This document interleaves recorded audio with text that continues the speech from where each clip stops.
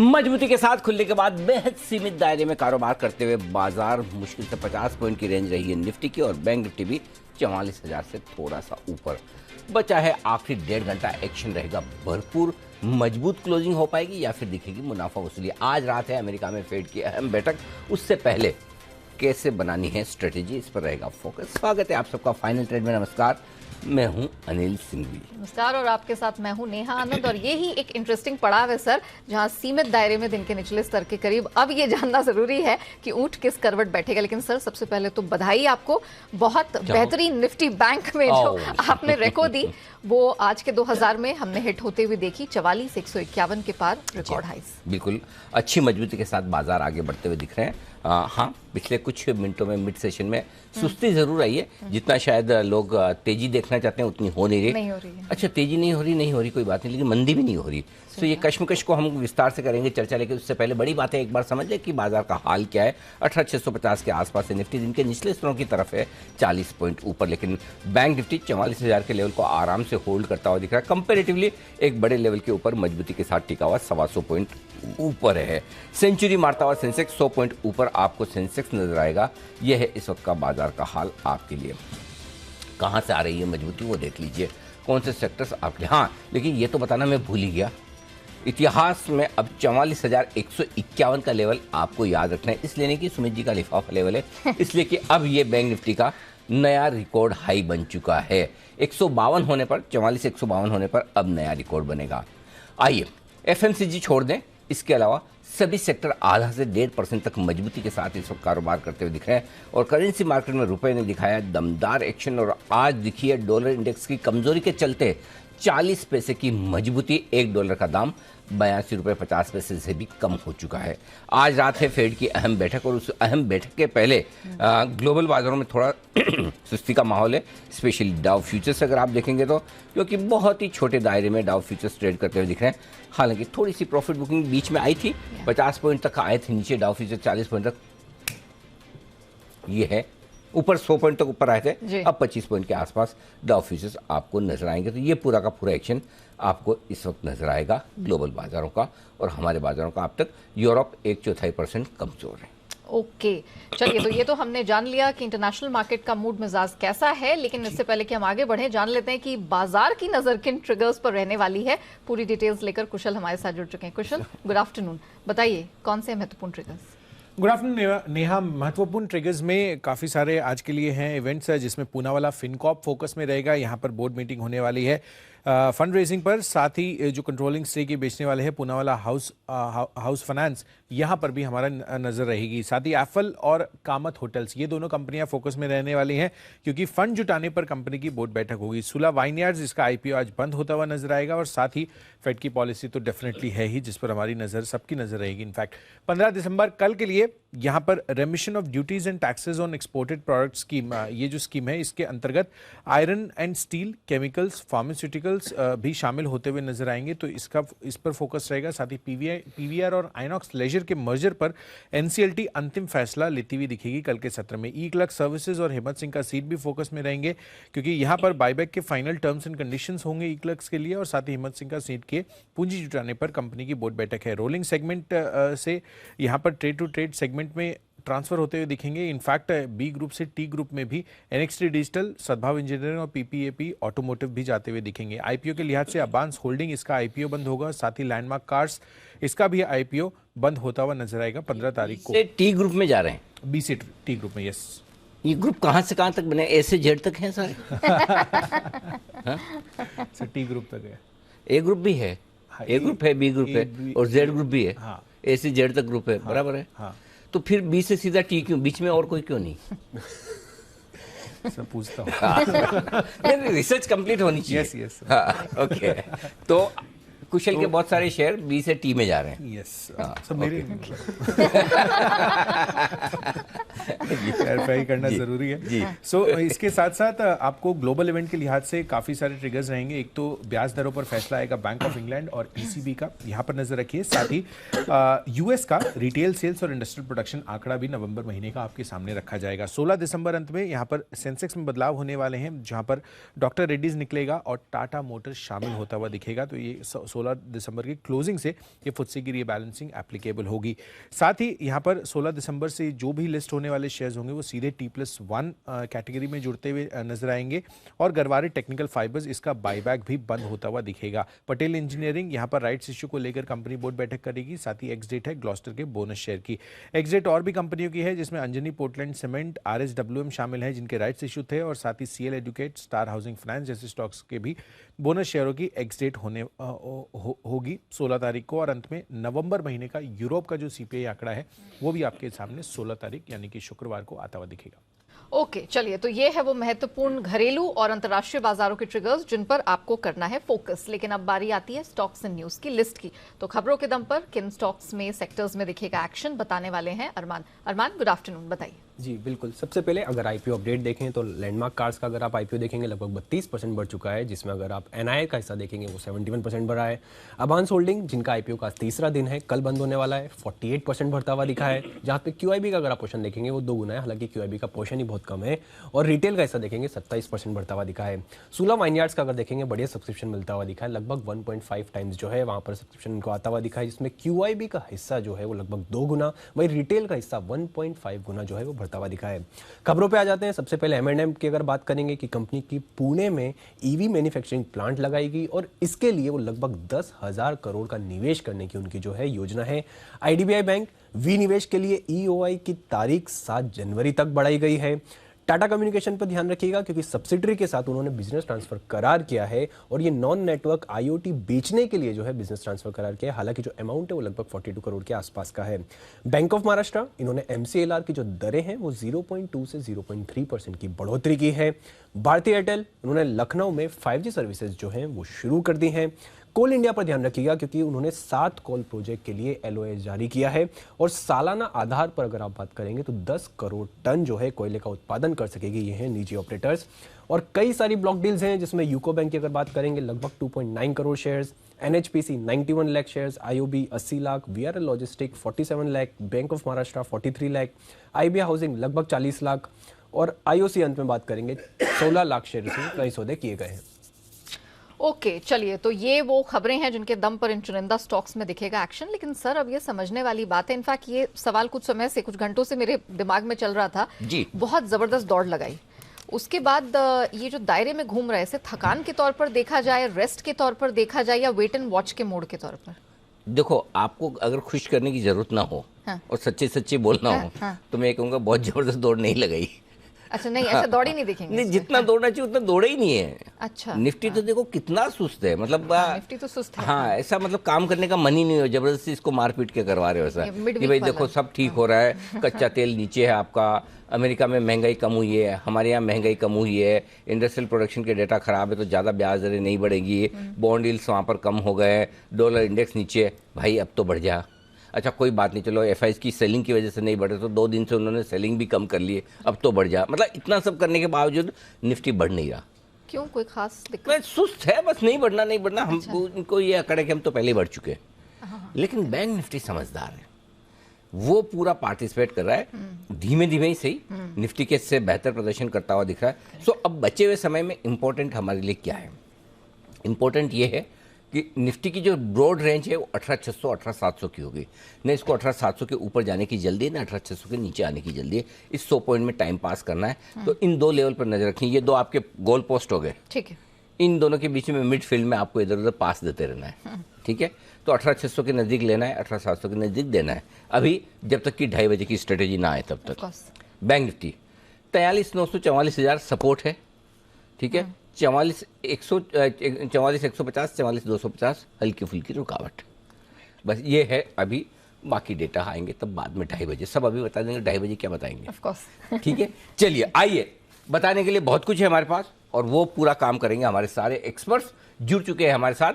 कुणाल जी के दर्शन कर लीजिए, सचिन जी और किरण जी भी पुणे से पूरा मोर्चा संभाले हुए, कोलकाता से सिमी जी हमारे साथ तैयार है इस वक्त पूरा का पूरा एक्शन बताने के लिए। बढ़ते आगे और पहला बिगुल क्लोजिंग शो का किरण जी के नाम, किरण का कमाल।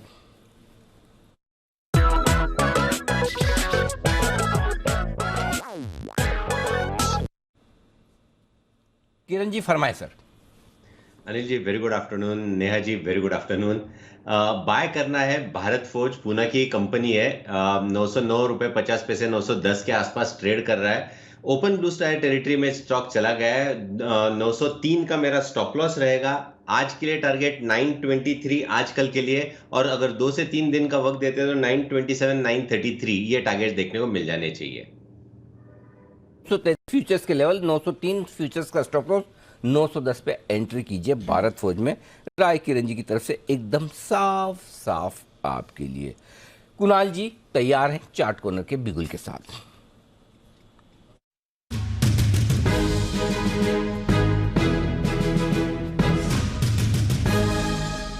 बताएं सर।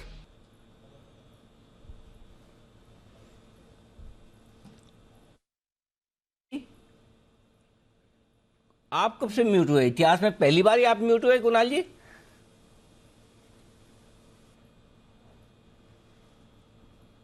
ओके, म्यूट नहीं हुए, ऑडियो में ही दिक्कत है। हाँ कुणाल जी हम फिर से आपसे संपर्क करने की कोशिश करते हैं। तब तक सचिन जी तैयार हैं, उनके लिए भी बिल्कुल BTS डबल टी वाला।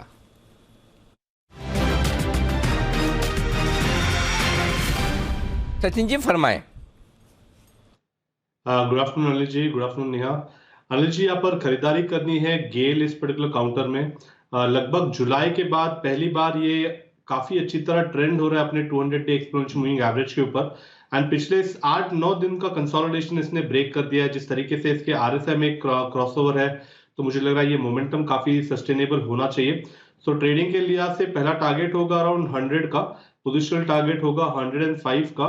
खरीदारी करनी है गेल के फ्यूचर्स में एंड स्टॉप लॉस लगाना है आपको 94 पर।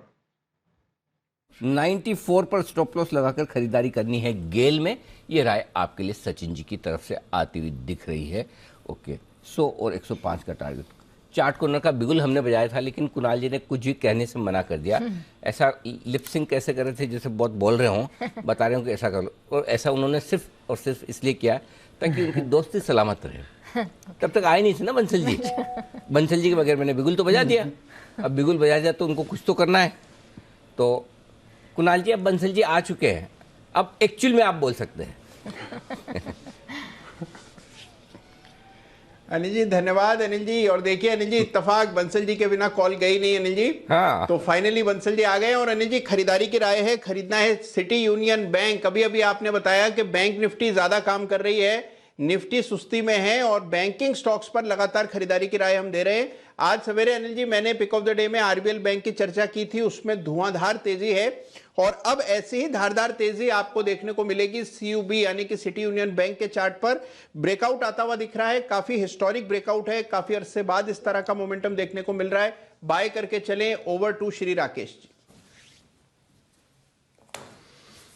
अनिल जी बेहतरीन टेक्निकल स्ट्रक्चर है स्टॉक में। ट्रेडिंग के नजर से देखें तो नीट क्लीन क्लियर ब्रेकआउट देखने को मिल रहा है। 200 के नीचे का स्टॉप लॉस लगाएं। 209 और 212, 209 एंड 212 के दो टारगेट्स के लिए सिटी यूनियन बैंक है हमारा चार्ट कॉर्नर पिक। ये तो सिटी यूनियन बैंक, यहाँ पर खरीदारी करने की राय कुणाल जी और राकेश जी की तरफ से। 204 के आसपास है स्टॉक, 200 रुपये का लगाए स्टॉप लॉस, 209 और 212 के टारगेट के लिए। कुणाल जी और राकेश जी का जरा दिखाइए एक बार। बंसल जी सवाल आपसे मेरा मासूम सा, और वो ये है कि कुणाल जी ने जब कहा कि ओवर टू श्री राकेश जी, तो आप क्या समझते हैं, आपके दिल में क्या है? क्या वाकई में आपके प्रति बहुत ज़्यादा अचानक से सम्मान आ गया इसलिए श्री लगाकर कहा, या आप समझ तो गए होंगे कि बड़े व्यंग में कह रहे हैं आपको? नहीं अनिल जी, मैंने तो इसको सम्मान ही माना अनिल जी। देखिए ये तो सम्मान वाली चीज होती है। हाँ, तो फिर अगली बार है ना, अगली बार कुणाल जी, अगली बार है ना, श्री 1008 श्री राकेश जी। महाराज लगाना नहीं लगाना आपकी मर्जी है। क्या आप ऐसा कर सकते हैं? नहीं अनिल जी कई बार जब बंसल जी कई चीजों पर ऐसा ज्ञान देते हैं, हाँ, और ऐसा पर्सपेक्टिव देते हैं, तो अनिल जी लगता है वाकई में कि इनको श्री 108 बार श्री राकेश जी बोलना चाहिए अनिल जी। ओके, बढ़िया। 8 बजे के बाद तो अनिल जी जो ज्ञान की गंगा बहती है। हो। सुबह भी 8 बजे बाद और शाम को भी 8 बजे बाद। वाह बंसल जी, गजब। ज्ञान, बस लोकेशन अलग अलग होती है, फर्क इतना ही है। बहुत ही बढ़िया। तो ये है कुणाल जी और राकेश जी की तरफ से आपके लिए चार्ट कॉर्नर गैस CUB का। गैल का तो सचिन जी ने दिया ही है। हाँ, एक और चीज कुणाल जी और राकेश जी, आप दोनों को बधाई भी देना चाहता हूँ। न्यू इंडिया एश्योरेंस लगातार पिछले 3 दिनों से आपके रडार पर रहा है जबरदस्त तरीके से, और आज स्टॉक ने बड़ा जबरदस्त कमाल किया है। कुणाल जी, एक बार चार्ट पर जरा रिविजिट करना तो बनता है। बिल्कुल अनिल जी, देखिए आज ही हम लोगों ने इसको 10 की कमाई में शामिल किया। न्यू इंडिया एश्योरेंस पर हम लोग लगातार खरीदारी की राय दे रहे हैं। इससे पहले मैंने पिक ऑफ द डे में भी इसकी बात की थी। स्टॉक ने 120 रुपए के लेवल्स को पार कर लिया है, और मुझे ऐसा लगता है अनिल जी कि जो इंश्योरेंस से जुड़ी कंपनियां हैं ये 2023 में भी बहुत जबरदस्त प्रदर्शन दिखाएंगी। बहुत समय से ये चुप हैं और इनकी ओर से लोगों का ध्यान हट गया है। मुझे लगता है यहां पर एक बड़ा अपसाइड बनेगा, तो जिन्होंने खरीदा हुआ है बिल्कुल होल्ड करके चलें। स्टॉक 140-145 की ओर कूच कर रहा है। न्यू इंडिया एश्योरेंस में आगे भी बरकरार है और 145 तक का लेवल गोइंग फॉरवर्ड यहां बनता हुआ दिखाई दे रहा है। ओके, सिमी जी हमारे साथ जुड़ चुकी हैं और वक्त हो गया है सिमी के नॉन स्टॉप का।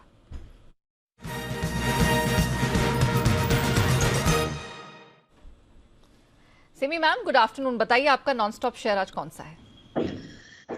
Very good afternoon Neha, very good afternoon Anil ji. अभी जो मैं एक नॉन स्टॉप स्टॉक देने वाली हूँ वो मेरा एक तो पुराना स्टॉक है। मैं पुराना स्टॉक देने में भी मुझे कंफर्ट आता है क्योंकि मेरा पुराना स्टॉक भी चलता है, जिसका पूरा मतलब एग्जाम्पल आप लोग ने देखा है।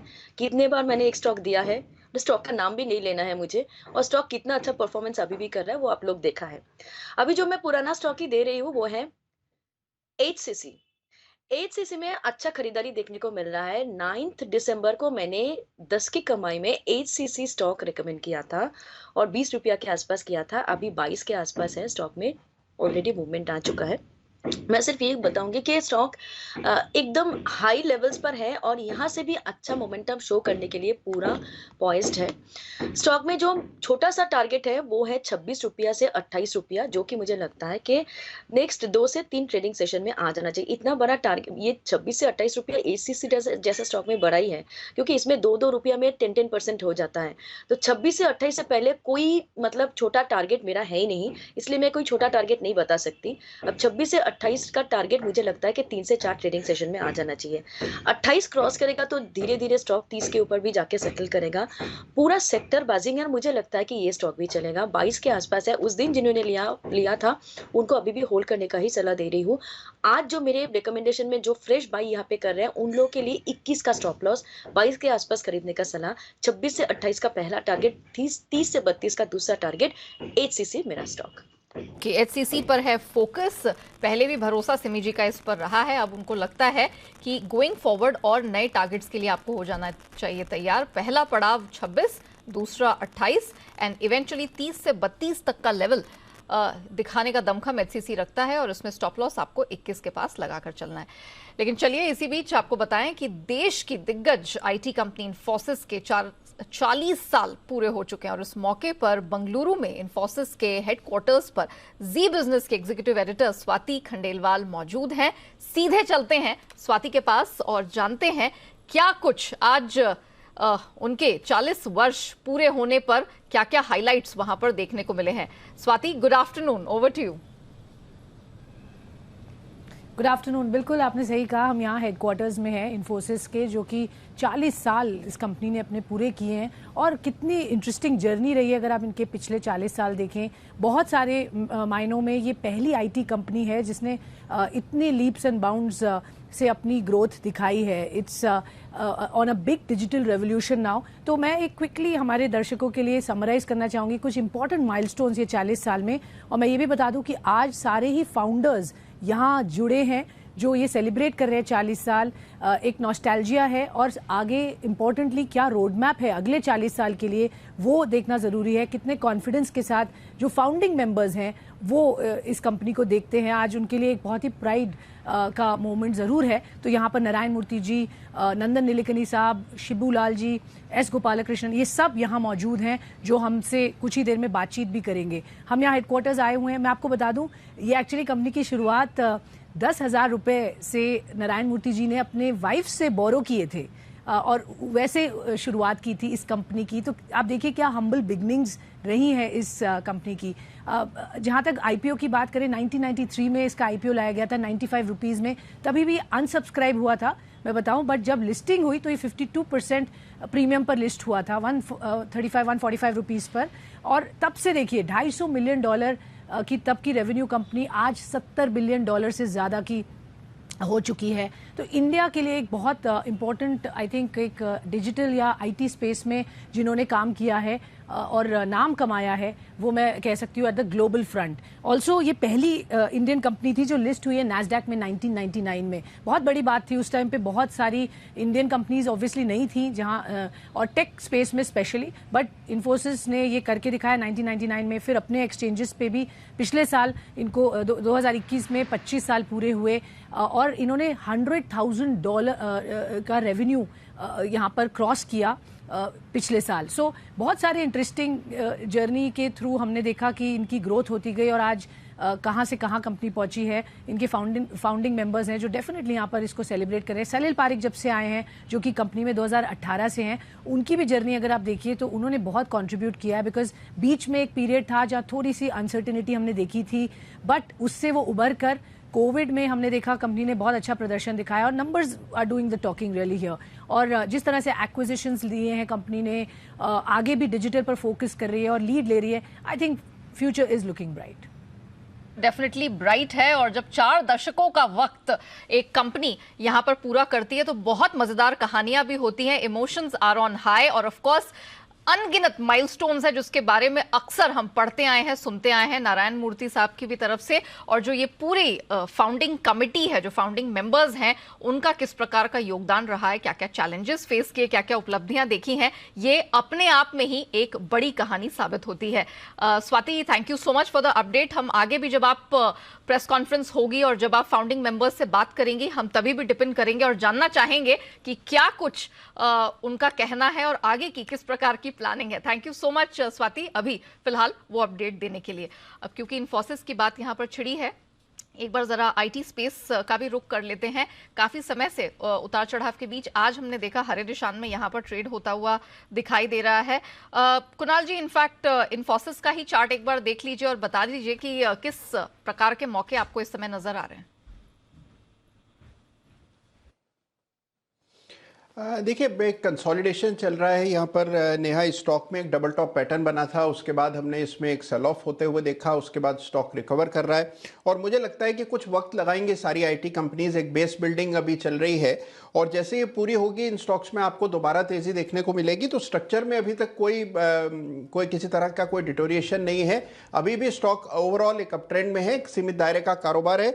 मुझे लगता है कि अगर ये स्टॉक नीचे के लेवल्स पर मिलता है तो बाय करके होल्ड करना चाहिए। वापस से मुझे लगता है कि अपने ऑल टाइम हाई के लेवल से छुएगा तो गिरावट पे मेरी खरीदारी करें। ओके, चलिए, तो Infosys but of course goes without saying कि यहाँ पर कोई भी डिप, कोई भी करेक्शन है, वहाँ पर अक्यूमुलेशन और खरीद बनती है और अपनी लाइफ टाइम हाइस की तरफ एक बार फिर से बढ़ता हुआ ये नजर आएगा। आशु मदान जी हमारे साथ जुड़ चुके हैं अपनी लॉन्ग टर्म स्ट्रैटेजी लेकर। आशु सर, गुड आफ्टरनून, बहुत स्वागत है आपका। सर बताइए, आज कौन सी स्ट्रैटेजी लेकर आप हमारे दर्शकों के सामने आए हैं? Neha, I think first my correction कि मेरी तो कोई लॉन्ग टर्म स्ट्रेटजी होती नहीं है, मेरी तो शॉर्ट टर्म होती है। So I think there is some communication. My mistake sir, let me correct you Neha. So market Neha range के अंदर ही है। अगर हम लास्ट 15 दिन में देखें, मैं थोड़ा सा मार्केट के बारे में बात कर लेता हूँ। पता नहीं आज आप सीधा आ गए, अनिल जी ने मुझसे मार्केट ही नहीं पूछी, कुछ रेंज नहीं पूछी। Anyways, I was missing him. But Neha, मैं ये कहना चाहता हूँ कि अगर पिछले दिनों में आप 15-20 दिन में स्टॉक्स का देखें, मतलब हमारे ना 5-6 स्टॉक्स हैं जो राडार पे हैं, जिनके हमने स्प्रेड्स भी दिए हैं विद ए पॉजिटिव बायस, और वो स्टॉक्स हैं Ambuja, UPL, Concord, DLF, Adani port, Delta. तो अगर आप इस बार देखें जो इंटरेस्टिंग चीज़ हो गई है, मतलब ये जो एक्सपायरी शुरू हुई थी नवंबर लास्ट वीक में, दिसंबर की एक्सपायरी शुरू हो गई थी, आज we are at 14 December, so almost third week चल रहा है। और इस थर्ड वीक में नया इंटरेस्टिंग चीज़ ये है कि एक तो मतलब फर्स्ट के सबकी सब स्ट्रैटेजीज प्रॉफिट में है, कोई भी स्ट्रैटेजी लॉस में नहीं है, बट जहाँ जिस भाव पे हमने लिया था वहाँ से ना नीचे गई हैं, और जिनके हमने ऊपर की जो कॉल्स दो बेची थी उनमें से ना किसी को कोई डिस्टर्बेंस हुई है ना ऊपर गई हैं। तो इतने नैरो दायरे के अंदर, and these are across sectors, ये कोई एक सेक्टोरल सेक्टर की बात नहीं कर रहा हूँ कि ये सेक्टर नहीं गया, मतलब इनकी तो मैं बात कर ही रहा हूँ ये 6-7 स्टॉक्स की। अदर देन भी मतलब if you look at autos और if you look at any other stock, Tata motor, Ashok Leyland और may be other than PSU banks, कुछ और की बैंक्स के अलावा कुछ और भी बात करें, सो मेजॉरिटी ऑफ स्टॉक्स पिछले 15 दिन से, नॉर्मली होता है ना कि हम एक निकालते हैं कि आज के एवरेज पे ही मार्केट खड़ी हुई है, बोरिंग है,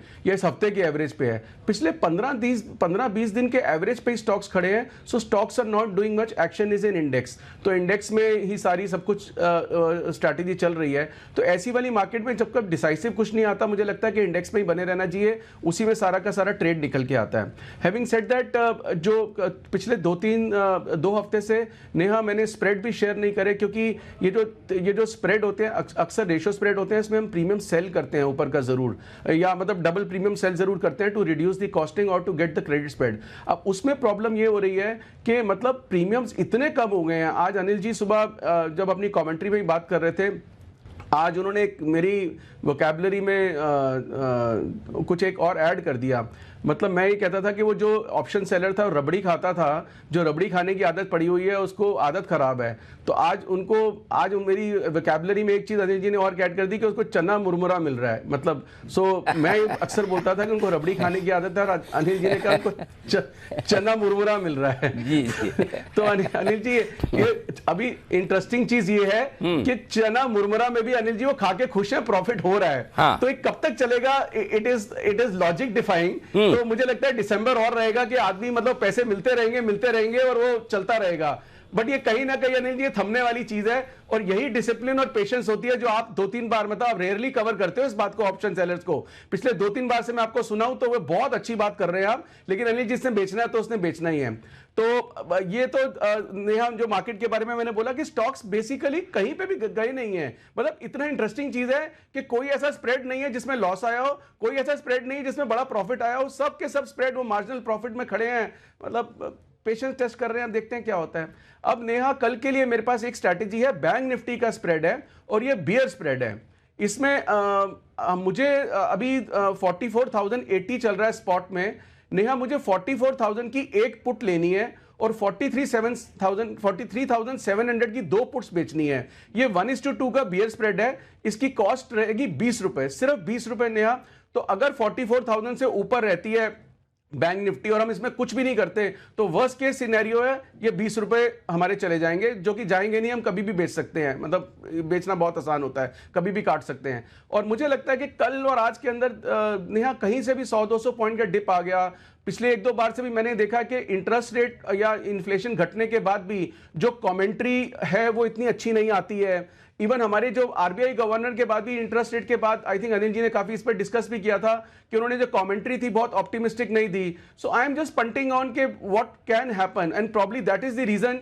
जो कल एक बहुत ही इंटरेस्टिंग चीज देखने को मिली कि मतलब 700 पॉइंट डाउ ऊपर खुलने के बाद वर्चुअली कुछ नहीं हुआ। एसजीएक्स ऐसे दिखा रही थी कि आज तो सारे कॉल सेलर सुबह ट्रैप्ड हो जाएंगे, जिनके बिके हुए थे उनके फोन आने लग गए थे। तो मैंने कहा अनिल जी हमेशा कहते हैं कि 9:15 तक सुबह वेट करो, एसजीएक्स मत देखो। तो कल सुबह बात करेंगे शांति से। आज सब कुछ वहीं खुला, खुलने के बाद से निफ्टी में तो और भी नीचे आ गया। तो कहीं ना कहीं ये दिखा रहा है कि मतलब कुछ ना कुछ चल रहा है। पर ऐसा मार्केट है ना नेहा कि मतलब मार्केट तेजी का है तो कॉल बेचनी नहीं है, पुट बेचने का मन नहीं है, तो इसलिए ट्रेड कम निकलते हैं। बट ये ऑप्शन स्ट्रैटेजी है बैंक निफ्टी की। 44,000 की एक पुट लेनी है, 43,700 की 2 बेचनी है, 20 रुपए का स्प्रेड है। मुझे लगता है कि 20 रुपए 5 गुना हो सकते हैं, 100 रुपए दे सकते हैं।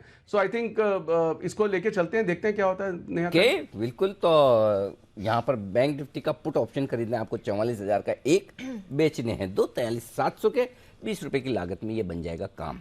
और जब भी आशु जी की गाड़ी निकलती है हाईवे पर और जब रुक जाती बीच में से 8-10 मिनट के लिए तो पीछे काफ़ी जाम लंबा लग जाता है। तो ढेर सारे कॉल्स है कतार में जो एक के बाद एक लिए जाएंगे। सबसे पहले बिल्कुल जय का jackpot.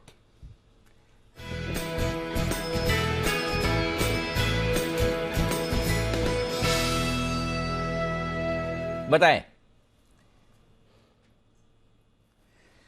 Ji good afternoon to you and good afternoon to you. Anil ji, Balkrishna industries futures खरीदना है, ये भी चल रहा है 2139, इसको खरीद कर चलना है। यहाँ पे एक रिस्क वर्ड मुझे बहुत ही बढ़िया नजर आ रहा है अनिल जी। स्टॉप लॉस जो नीचे में रखना होगा वो है 2102 का, सो 2102 का स्टॉप लॉस लगाइए यहाँ पे।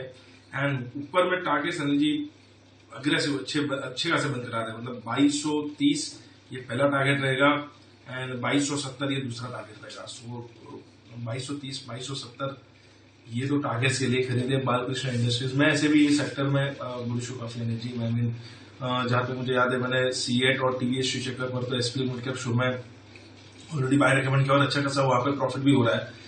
बालकृष्ण इंडस्ट्रीज भी मुझे ऐसा लग रहा है कि अब फाइनली एक अच्छा ब्रेकआउट यहाँ पे आया है। काफी दिनों से कंसोलिडेट कर रहा था एक रेंज में, बट अब इवेंचुअली एक ब्रेकआउट अबाउट 200 डेमा एंड मोमेंटम में भी अच्छा एक बाय क्रॉस ओवर देखने मिला है। ये है आपके लिए बालकृष्ण इंडस्ट्रीज।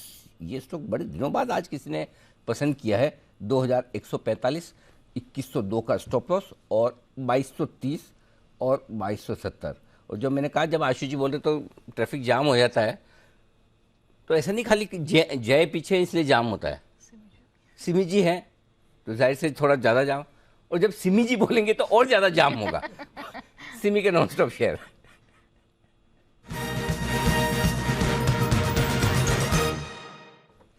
अच्छा, सचिन जी भी हाथ खड़ा कर रहे थे। सचिन जी भी कतार में है। सचिन जी, ये मार्ग अस्त व्यस्त है, आप कतार में, कृपया प्रतीक्षा करें।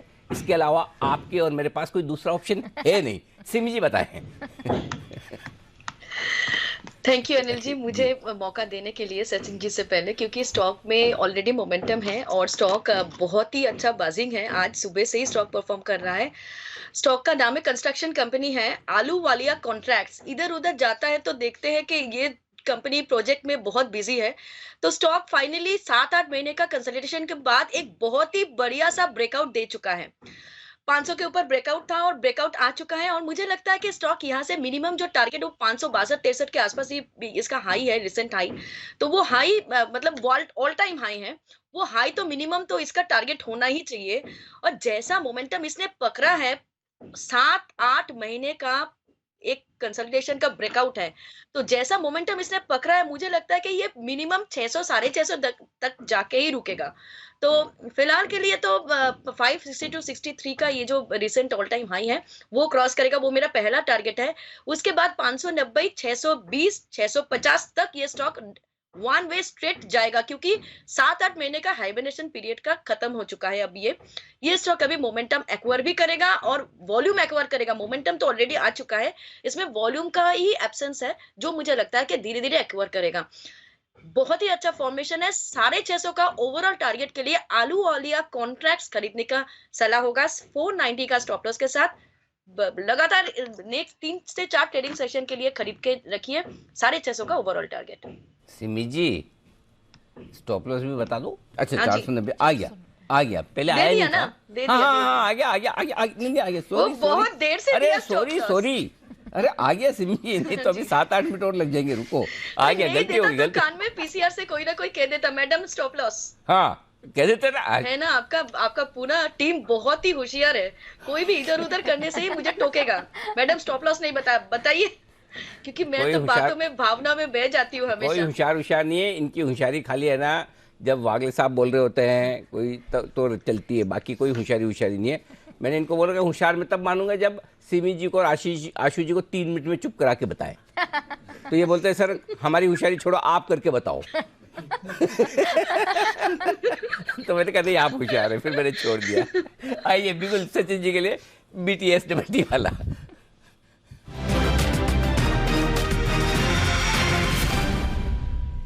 बताएं सचिन जी।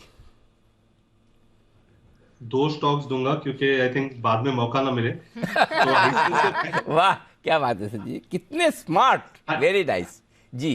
तो आईसीआईसीआई बैंक अनिल जी पिछले 4 दिनों से काफी बड़ा अंडर परफॉर्मर रहा था बैंकिंग में, एंड जिस तरीके से वापस इसने अपने प्रीवियस डे स्विंग लोज को तोड़ा है, तो मुझे लग रहा है थोड़ा सा दबाव यहाँ पर और 1-2 दिन रहना चाहिए। सो 915 के लक्ष्य के लिए यहाँ पर शॉर्ट पोजीशन अभी फिलहाल डिप्लॉय करने की सलाह होगी। स्टॉप लॉस काफी क्लियर होगा, लगभग अराउंड 935 के आसपास आपको लगाना है, एंड बिकवाली करनी है आईसीआईसीआई बैंक के काउंटर में। ऑन द कॉन्ट्ररी एक लॉन्ग काउंटर जो मेरे अभी जस्ट रेडार पे आया है वो है आईआरसीटीसी का। यहाँ पर भी 730 के आसपास का एक काफी इंपॉर्टेंट हर्डल था, वो वापस इसने चौथी बार अटेम्प्ट किया है तोड़ने के लिए, तो मुझे लग रहा है इस बार शायद ब्रेकआउट थोड़ा सा सस्टेनेबल होना चाहिए। सो खरीदारी करनी है आईआरसीटीसी के काउंटर में, स्टॉप लॉस आपको लगाना है लगभग अराउंड 926 पे, एंड ट्रेडिंग के लिहाज से मुझे लग रहा है 950-55 तक ये पर्टिकुलर मूव एक्सटेंड हो सकती है। ओके, आईसीआईसीआई बैंक यहां पर बेचने की राय, 915 का टारगेट, 935 का स्टॉप लॉस। आईआरसीटीसी ये है खरीदारी करने की राय। दोनों की राशि तो ऐसे ही है, एक लेना है एक बेचना है। न्यूमरोलॉजी के हिसाब से तो दोनों में से एक ही चीज सही होनी चाहिए। करेक्ट सचिन जी, सही है ना? न्यूमरोलॉजी के हिसाब से तो दोनों आई में से एक गिरेगा एक बढ़ेगा, ऐसा कैसे हो सकता है? अनिल जी दोनों चल सकते हैं, मार्केट इतना गिविंग हो रहा है कि अरे आपको दोनों साइड के ट्रेड अरे सिंपल, इसका फॉर्मूला मैं बताता हूं आपको। राम और रावण दोनों का नाम रा से था, हुआ ना उल्टा उल्टा, एक जीता एक हारा। सिंपल, बिल्कुल। तो सचिन जी का अच्छा, बाय द वे आशु जी, जो सचिन जी ने एक साथ दो स्टॉक देने की सोचा, इसके बारे में आपका क्या कहना है?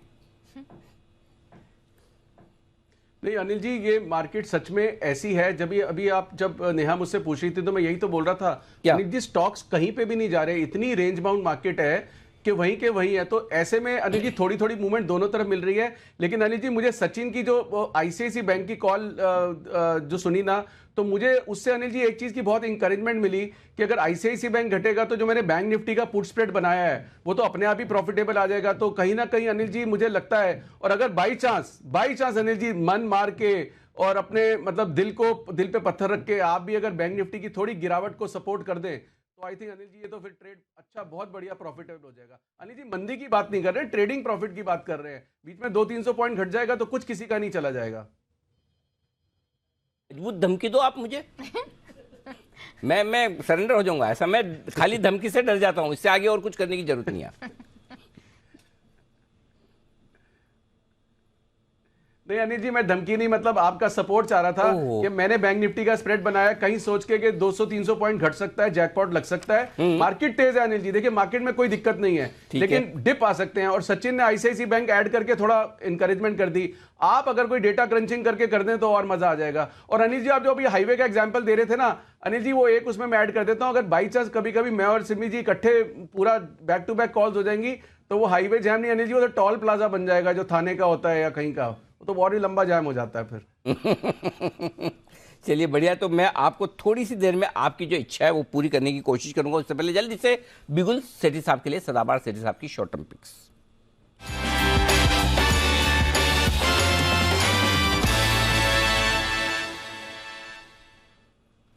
सेठी सर गुड आफ्टरनून, बताइए सर आपकी पहली शॉर्ट टर्म पिक कहां से आ रही है?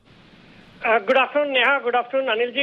बिल्कुल आज भी 2 स्टॉक्स है कैश मार्केट के जिनमें खरीदारी करनी है, और जो पहला स्टॉक है वो एक डिफेंस सेक्टर को कैटर करने वाला स्टॉक है। स्टॉक का नाम है जेन टेक्नोलॉजीज, 194 के लेवल्स पे अभी ट्रेड करता है।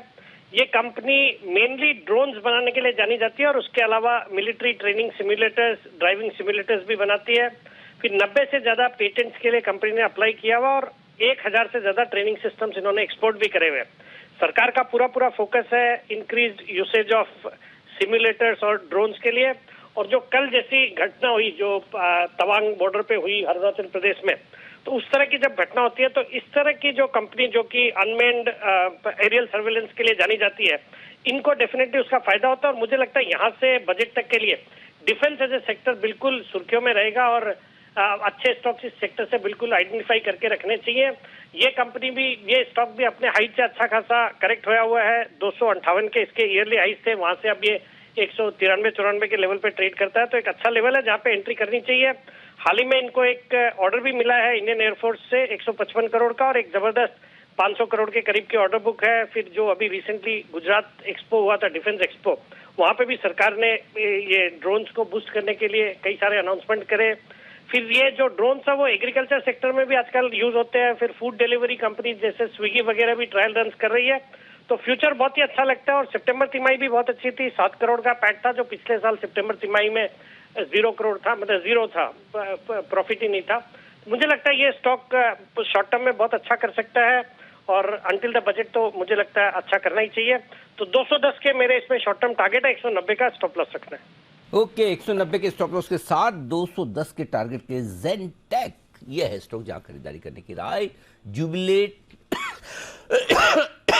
सॉरी जुबिलेंट फार्मोवा, जुबिलेंट फार्मो, आप ही बताइए, मैं थोड़ा गला बिल्कुल। तो जुबिलेंट फार्मोवा को लेकर एक महत्वपूर्ण खबर आ रही, यूएस एफडीए से इनका जो नांजनगुड़ प्लांट है वहां पर 8 आपत्तियां जारी हुई हैं। तो उसकी डिटेल निकल कर आएगी, लेकिन हम देख रहे हैं कि तेजी से जो इसकी स्ट्रेंथ थी जुबिलेंट फार्मोवा की गायब हो गई है। 400 के नीचे अब ये लुढ़क गया है और प्रेशर के साथ इस समय ट्रेड करता हुआ दिखाई दे रहा है। किरण सर, एक क्विकली आपसे चार्ट चेक लेना चाहेंगे जुबिलेंट फार्मोवा, अब इस समय क्या किया जा सकता है? बहुत तेजी से नीचे आ रहा है।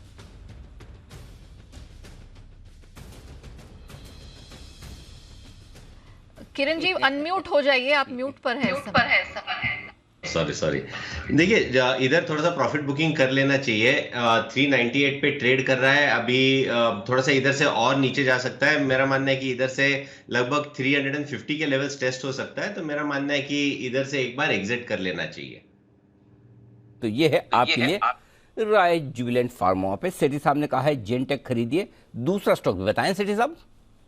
हाँ बिल्कुल अनिल जी, जो आज का दूसरा स्टॉक है वो स्टॉक का नाम है ओलेक्ट्रा ग्रीन टेक, जो अभी 533 के लेवल पे ट्रेड करता है। ये कंपनी भी एक इलेक्ट्रिक व्हीकल्स के स्पेस की लीडिंग कंपनी है, जो कि मेनली इलेक्ट्रिक बसेस के लिए जानी जाती है। 70% रेवेन्यूज आते हैं इलेक्ट्रिक बसेस से और बाकी के कंपोजिट पॉलीमर इंसुलेटर से 30%। ये कंपनी एक जेवी है भारत में, चाइना की कंपनी है BYD, जो कि दुनिया की one of the biggest electric buses बनाने वाली कंपनी है। और BYD का पूरा फॉर्म होता है, पूरा फुल फॉर्म है build your dreams. Chinese company है जिसमें वॉरेन बफे का भी इन्वेस्टमेंट है और दुनिया की एक लीडिंग इलेक्ट्रिक बस बनाने वाली कंपनी है। और हाल ही में BYD ने भारत में एक SUV भी, इलेक्ट्रिक SUV भी लॉन्च करा है, ऑटो 3 के नाम से, जो 11 अक्टूबर को लॉन्च हुआ था। फिर ये कंपनी के पास जबरदस्त ऑर्डर बुक है, रेगुलर इंटरवल पे इलेक्ट्रिक बसेस के लिए ऑर्डर्स इनको गवर्नमेंट डिपार्टमेंट से मिलते रहते हैं, म्यूनिसिपैलिटी से मिलते रहते हैं। बाकी फंडामेंटल्स काफी इंप्रूव हो रहे हैं। इस सितंबर तिमाही में पैट आया 7 करोड़ का, जो पिछले साल 3 करोड़ का पैट था। FIS भी बुलिश है, 9% स्टेक ओन करते हैं, जिसमें नोमुरा प्रोमिनेंट है। फिर 3.5% नोमुरा के पास है। बाकी ब्लैक रॉक भी इन्वेस्टेड है इसमें।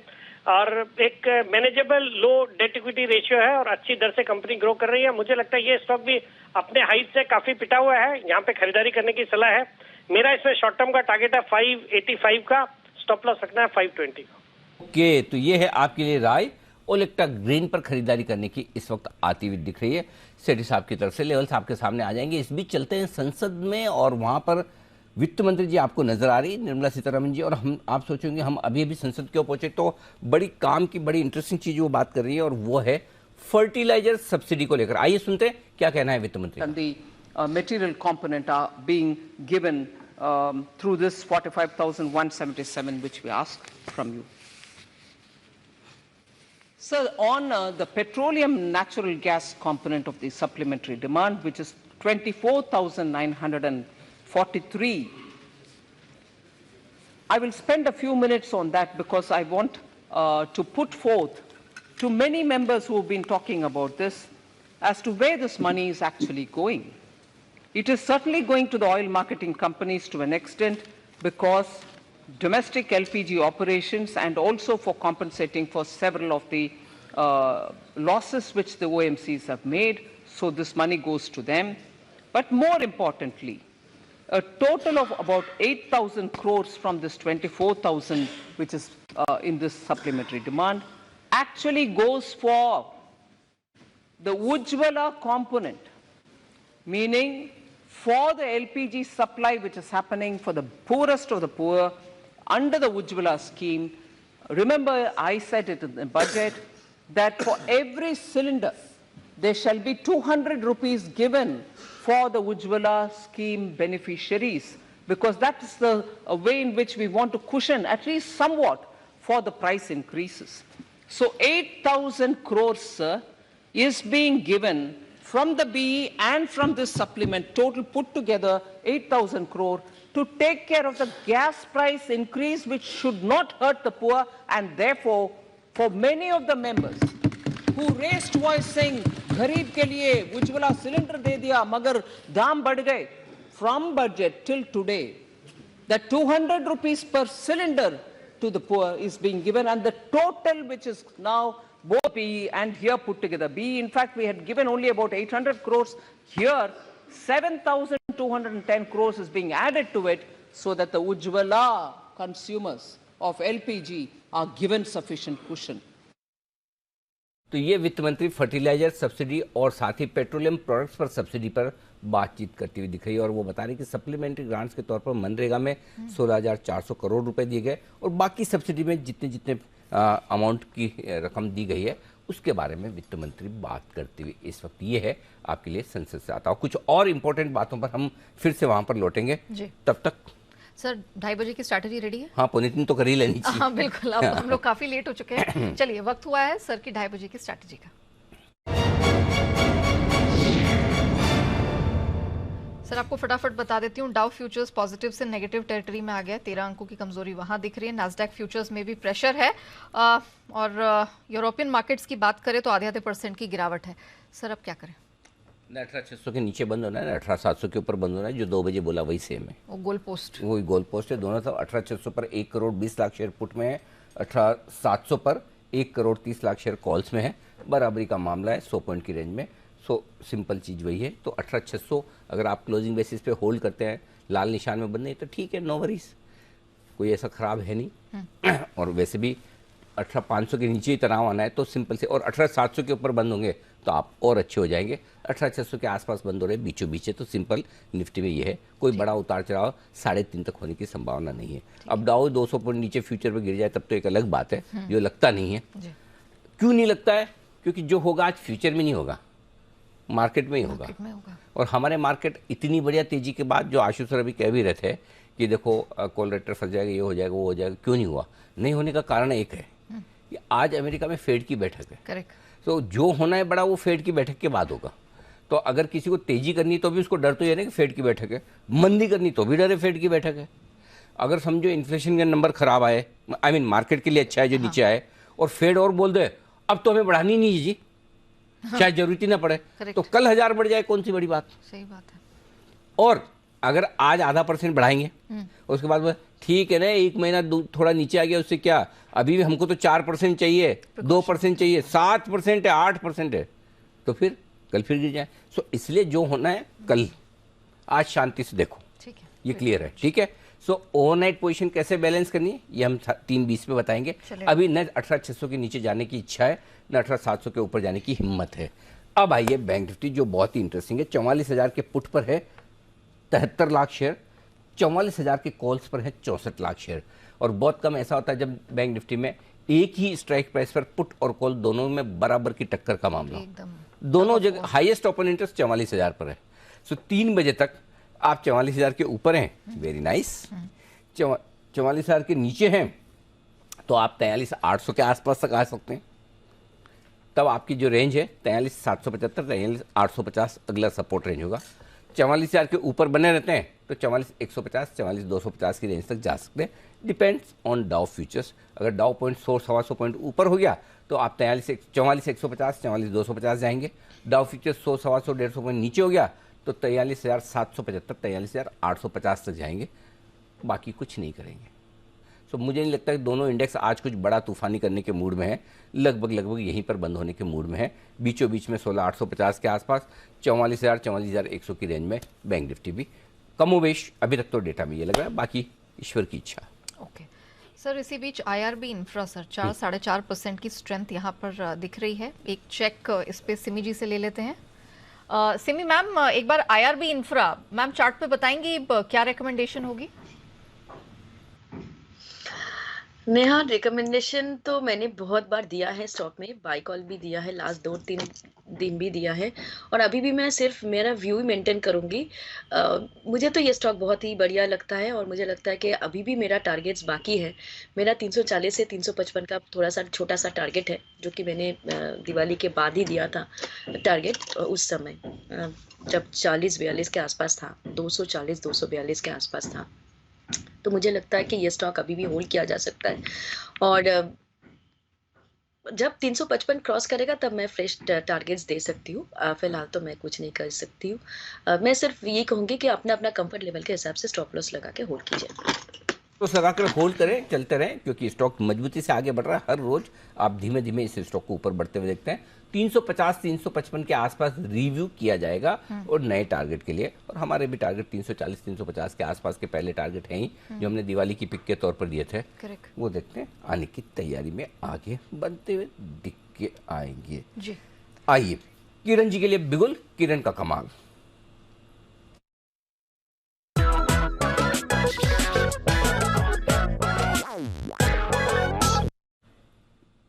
Kiran ji फरमाएं।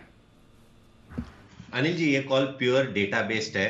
Option chain data में देख के ये कॉल दे रहा हूं। IRCTC का 740 का कॉल ऑप्शन, जो कि 13 रुपए 10 पैसे के आसपास मिल रहा है, वही लेना है।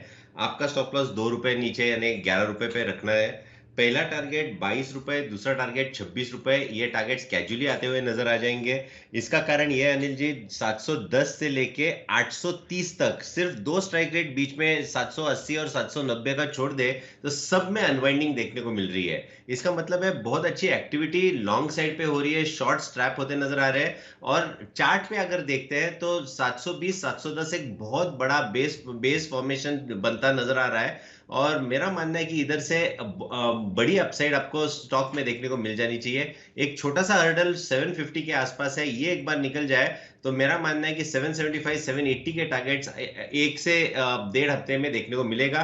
तो ऑप्शंस में थोड़ा सा रुकने की सलाह होगी, आपको ट्रेलिंग स्टॉप लॉस का इस्तेमाल करना पड़ेगा, पर IRCTC का कॉल ऑप्शन लेके ही चलना चाहिए। किरण जी की IRCTC में खरीदारी करने की राय ऑप्शन के जरिए। किरण जी, आपको एक लोकल थैंक यू पुणे में ही भिजवाया है सचिन जी ने, वी फास्ट के जरिए, या जैसे भी आपका आदान प्रदान होता है, एक्सेप्ट कर लीजिएगा। मिल गया ओके, ठीक है। सबसे फास्ट तो मैं ही हूँ पहुंचाने के मामले में। ओके, तो ये था किरण जी की तरफ से IRCTC, और सचिन जी की भी रिकमेंडेशन आती हुई। नए साल की पिक, हाँ 2:45 में लेट है हम ऑलरेडी। जल्दी से new year pick Shrikant Chauhan sahab, Kotak securities के, आपके लिए।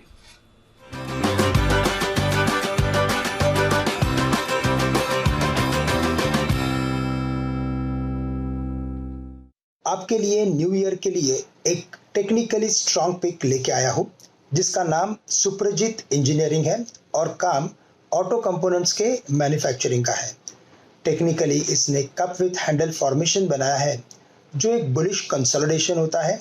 बेस्ड ऑन फॉर्मेशन हमें लगता है कि ये स्टॉक आने वाले साल में तकरीबन 500 के लेवल्स को छू सकता है।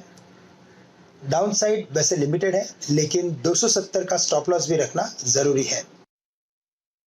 ओके, तो ये है आपके लिए सुप्रजीत इंजीनियरिंग। अभी 2-4 दिन पहले किसी की तो मुझे रिकमेंडेशन लिस्ट में SPL में आया था शायद खरीदारी करने के लिए। आई थिंक सिटी सर की तरफ से सिटी साहब ने भी दिया होगा, और ये इसमें SPL में भी आया। तो चलिए, ये स्टॉक है, ध्यान में रखें आप खरीदारी करने के लिए आज से। महंगाई में जो राहत मिली है कल, क्या उसके बाद फेड का रुख नरम पड़ेगा? बाजार के दिग्गज, इकोनॉमिस्ट, सारे लोग क्या कह रहे हैं फेड के आज की मीटिंग के बारे में, क्या अनुमान है, जरा कुशल से जान लिया जाए। कुशल, बताएं।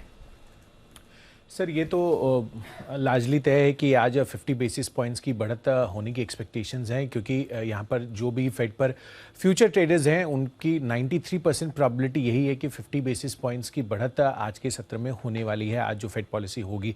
बट आगे का जो आउटलुक है वो थोड़ा सा नरम पड़ता हुआ दिख सकता है, क्योंकि जिस तरह से महंगाई दर घटती हुई नजर आई है जून ऑनवर्ड्स, इनफैक्ट 9.1% था, उसके बाद अगर आप ट्रेंड लगातार देखें तो 8.5, 8.3, 8.2, अब 7.1, तो दिसंबर दिसंबर 2021 में 7% की ये CPI आंकड़े थे यूएस के, इस बार 7.1% आते हुए दिख रहे हैं। तो लार्जली जो टारगेट था फेड का कि भाई महंगाई दर कम होनी चाहिए, वो कहीं ना कहीं थोड़ा अचीव होता हुआ नजर आ रहा है। बट डेफिनेटली यही देखना है कि इसके बाद का जो आउटलुक है वो कैसा रहता है। बट जो एनालिस्ट की प्रोबेबिलिटीज है वो मैं आपको बता दूं कि 1 फरवरी को या जो 2023 में जो पहली फेड मीटिंग होने वाली है उसमें 25 बेसिस पॉइंट्स बढ़ने की संभावना लगाई जा रही है।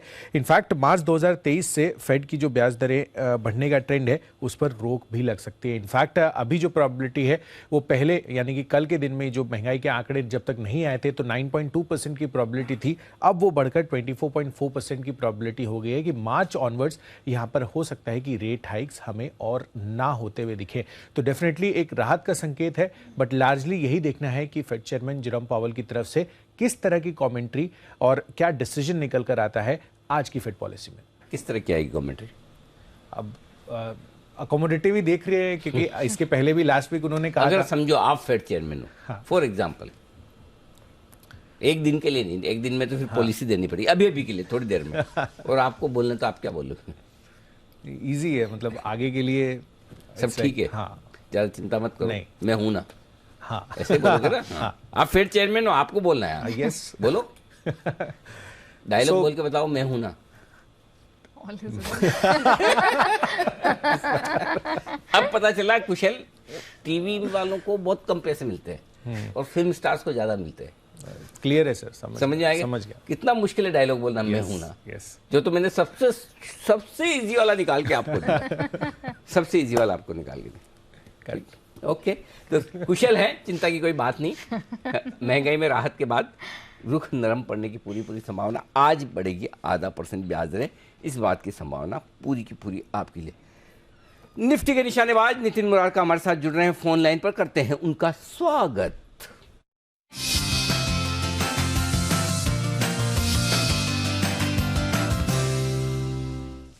सुस्वागतम नितिन जी, फरमाएं। अनिल जी, 18,600 की कॉल ऑप्शन लेंगे जो 109 में मिल रही है। 18,600 की कॉल ऑप्शन, इसके अभी आधे घंटे हैं, मुझे लग रहा है टारगेट 125 के आसपास मिलना चाहिए। 125 और 135 ये 2 टारगेट होंगे और स्टॉप लॉस होगा 80 रुपए का। तो ये नेक्स्ट 35 मिनट का ही ट्रेड है, कैरी फॉरवर्ड ट्रेड नहीं है, इंट्राडे के लिए है। 125 और 135 टारगेट। तो भी आज ही थैंक यू कर देना, बराबर ना? जी अनिल जी, जी ओके। तो थोड़ी मजबूती की संभावना दिख रही है। निफ्टी पर 18,600 का in the money call option खरीदना है नितिन जी की राय में 125 और 137 के टारगेट के लिए। और आइए, इस बीच आज सुबह से ढेर सारे हमारे एक्सपर्ट्स SBI पर बुलिश रहे। करेक्ट। पहले तो मुदित जी, उसके बाद शुभम जी, उसके बाद कुणाल जी, राकेश जी, आप सबको बधाइयाँ। और मोदी जी का टारगेट हिट भी हो चुका है SBI पर, उनको भी बधाई। तो बढ़िया एक्शन में आता हुआ दिख रहा है। और जब उनका टारगेट हिट हुआ तो इस खुशी में एक स्पेशल पिक तो बनती है। बिल्कुल, कुणाल जी और राकेश जी की तरफ से चार्ट को नहीं, स्पेशल पिक।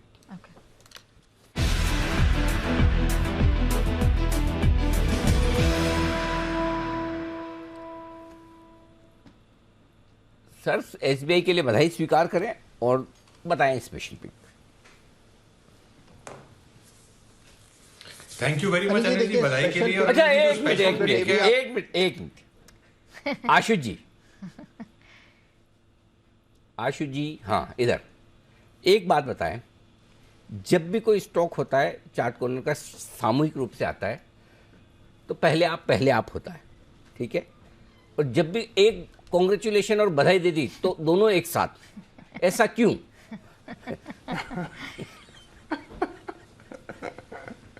अनिल जी, आप मुझसे पूछ रहे हैं? हाँ, आप ही को बता रहे हैं ना, आपसे ज्यादा इनको कौन जानता है? नहीं अनिल जी, आप वो ना कभी कभी वो एक ऐसा फेज चल रहा होता है अनिल जी के, मैं ना वो जैसे वो डिटॉक्स होता है ना, वो डिटॉक्स कर रहा हूँ अनिल जी। तो मुझे कोई ऐसे कोई कमेंट नहीं करते अनिल जी। पास, क्वेश्चन पास। क्या बात है, बहुत बढ़िया। तो दोनों को बधाई है और दोनों बारी बारी से मुझे थैंक यू बोल सकते हैं। शुरुआत करें टॉस करके, जो जीता वो पहले बोलेगा।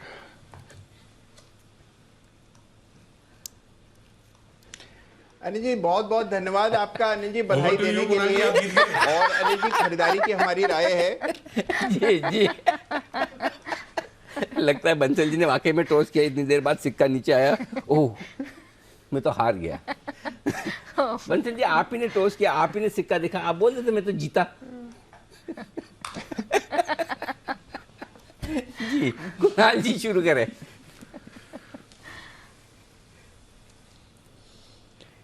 अनिल जी अब तो याद भी नहीं शेयर कौन सा था। अनिल जी खरीदारी की राय हमारी है SBI। अनिल जी खरीदारी की राय है और खरीदना है NMDC। NMDC पर अनिल जी हमारी खरीदारी की राय है। ये है हमारा pick of the day, special pick.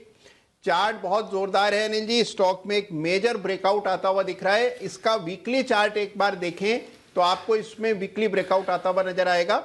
NMDC में जो तेजी है हमें लगता है कि इसको काफी ऊपर ले जाएगी। मौजूदा स्तरों पर खरीदारी की राय है। Over to Rakesh ji.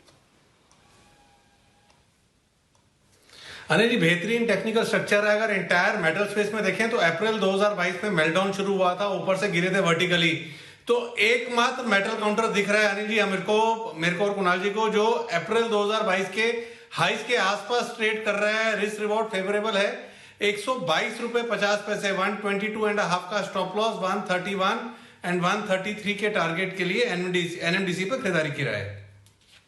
इसी पर खरीद की रिकमेंडेशन निकल कर आ रही है। और चलिए अब वक्त हुआ है जय के जैकपॉट का।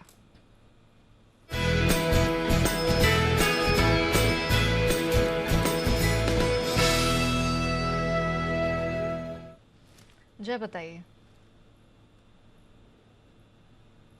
जी यहाँ खरीदना है सिटी यूनियन बैंक का 205 के स्ट्राइक का कॉल ऑप्शन। ये ट्रेड कर रहा है अभी 5 रुपए 40 पैसे पे। इसको खरीदे 5.40 पर। यहाँ पे आपका स्टॉप लॉस रहेगा 3 रुपए 15 पैसे का। सो 3.15 का स्टॉप लॉस रहेगा। टारगेट 8.90, 10.50 ये निकल कर आ रहे हैं। सो 8 रुपए 90 पैसे, 10 रुपए 50 पैसे, ये दो टारगेट्स के लिए खरीदे 205 के स्ट्राइक का call option city union bank का।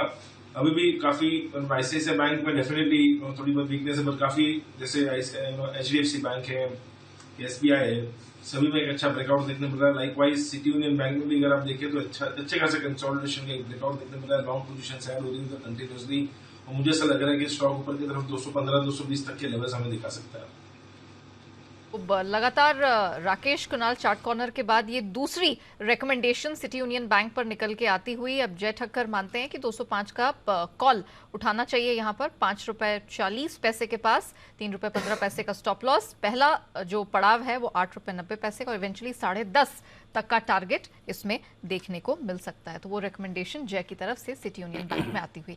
आइए एक महत्वपूर्ण खबर का रुख करते हैं। कोलगेट इन्वेस्टर मीट में कुछ बड़े अनाउंसमेंट्स हुए हैं, तो क्या कुछ खास हुआ है इसकी पूरी डिटेल लेकर मेरे सहयोगी वरुण इस वक्त हमारे साथ जुड़ चुके हैं। वरुण गुड आफ्टरनून, बताइए।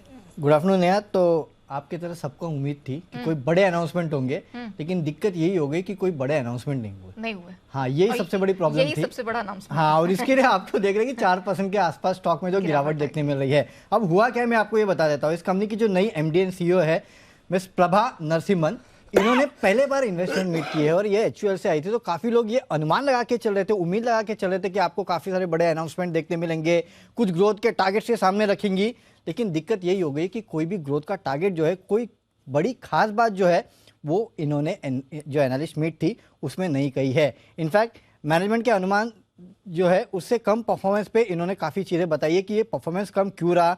सबसे पहले तो इन्होंने कहा कि जो ओवरऑल टूथपेस्ट सेगमेंट है इसमें पेनिट्रेशन लेवल जो है वो ऑलरेडी काफ़ी ज़्यादा है, इसके लिए ग्रोथ की संभावनाएं जो है वो कम है। अब ग्रोथ आप कहाँ से लेके आओगे, या तो लोग 2 बार पेस्ट करना शुरू कर दे वहाँ से आएगी, या फिर रूरल एरिया में ज़्यादा डिमांड बढ़े वहाँ से आएगी। और रूरल की हालत तो करते ही, 2 बार सब नहीं करते अनिल जी। इनका जो डेटा है वो कहता है क्या बात कर रहे हो? मैं करता हूँ मैंने बता दिया। एक मिनट, मैं तो पहले मैं एक बार वो करवाऊंगा, सर्वे करा दीजिए जरा सारे एक्सपर्ट्स के बीच में सर्वे, तुरंत डिपस्टिक सर्वे। कौन 2 बार पेस्ट नहीं करता, मतलब कौन एक ही बार करता है? चलो एक ही बार कौन कौन करता है? हाथ करो। बोलेगा नहीं, मैं पता था। अच्छा, आपका चेहरा गुप्त रखा जाएगा, हाथ खड़ा करके। चलिए, सब स्माइल करते हुए, स्माइल के हिसाब से तो लग रहा है सब दोनों बार करते, खाली एक बंसल जी जो स्माइल नहीं करे, इसका मतलब हो सकता है वो एक ही बार करते हैं। पहले जो दोनों बार, वो तो आराम से खुल के स्माइल करते हैं। ऐसा भी हो सकता है कि वो 2 बार से ज्यादा करता है अनिल जी। ओहो, अच्छा, ओके जी। कुणाल जी। अनिल जी देखिए, मैं तो माउथ वॉश का भी इस्तेमाल कर रहा हूँ अनिल जी, पिछले 3-4 सालों से अनिल जी। लिस्टरीन? तो अनिल जी मैं आगे हूँ सबसे। ओहो, चलिए, बड़े इसी कलर का है लिस्टरीन। हाँ। ऑरेंज टाइप कलर में भी आता है। अच्छा, ऑरेंज भी आता है। दवाई होगी, तुम लिस्टरीन समझ के कर रहे हो। तो चलिए, तो ये है कोलगेट की इन्वेस्टमेंट। हाँ बताइए जी। जी बंसल जी। देखिए अनिल जी, आप पे मेरा भेदभाव का आरोप है अनिल जी। कुणाल जी ने बोला मैं माउथ वॉश का प्रयोग करता हूँ, तो अनिल जी ये चुटकी, माउथ वॉश और ये अनिल जी दूसरी चीजें जो आती हैं, इलायची, इसको अनिल जी दूसरे प्रकार के व्यक्ति अनिल जी यूज करते हैं। तो अनिल जी आपने कुणाल जी पे बिल्कुल संदेह नहीं करा। कोई और होता तो अनिल जी पूरा कैरेक्टर असैसिनेशन हो गया होता। तो अनिल जी भेदभाव कर रहे हैं अनिल जी आप। सबूत की तलाश है, बस एक बार हाथ में आने दीजिए, आप चिंता न करें, हम कुणाल जी को छोड़ेंगे नहीं। जी सिमी जी। अनिल जी एक्चुअली जब आपने क्वेश्चन पूछा था ना, तब मैंने ध्यान नहीं दिया था, इसलिए मैंने सुना ही नहीं एक्चुअली कि आपने पूछा था। पर इसमें शायद मैं सबसे आगे हूँ, क्योंकि मैं 2 बार ब्रश जरूर करती हूँ। रात में ब्रश करूंगी नहीं तो मेरा नींद ही नहीं आएगी। अच्छा, रात तो वो तो करना ही है मेरा। मैं तो 2 बार ही करती हूँ, मुझे सुना ही नहीं दिया था। बाद में मतलब क्वेश्चन जब आपने रिपीट किया, जब माउथ वॉश का जिक्र किया कुणाल जी, तब मुझे समझ में आया कि आप शायद ब्रशिंग के लिए पूछ रहे हैं। मैं तो जरूर करती हूँ एक्चुअली, और ये करती नहीं हूँ। हाँ। मैं तो मेरे बेटी को भी मतलब ये सिखाती हूँ, करना ही है, रात को भी करना ही है। बस यही है।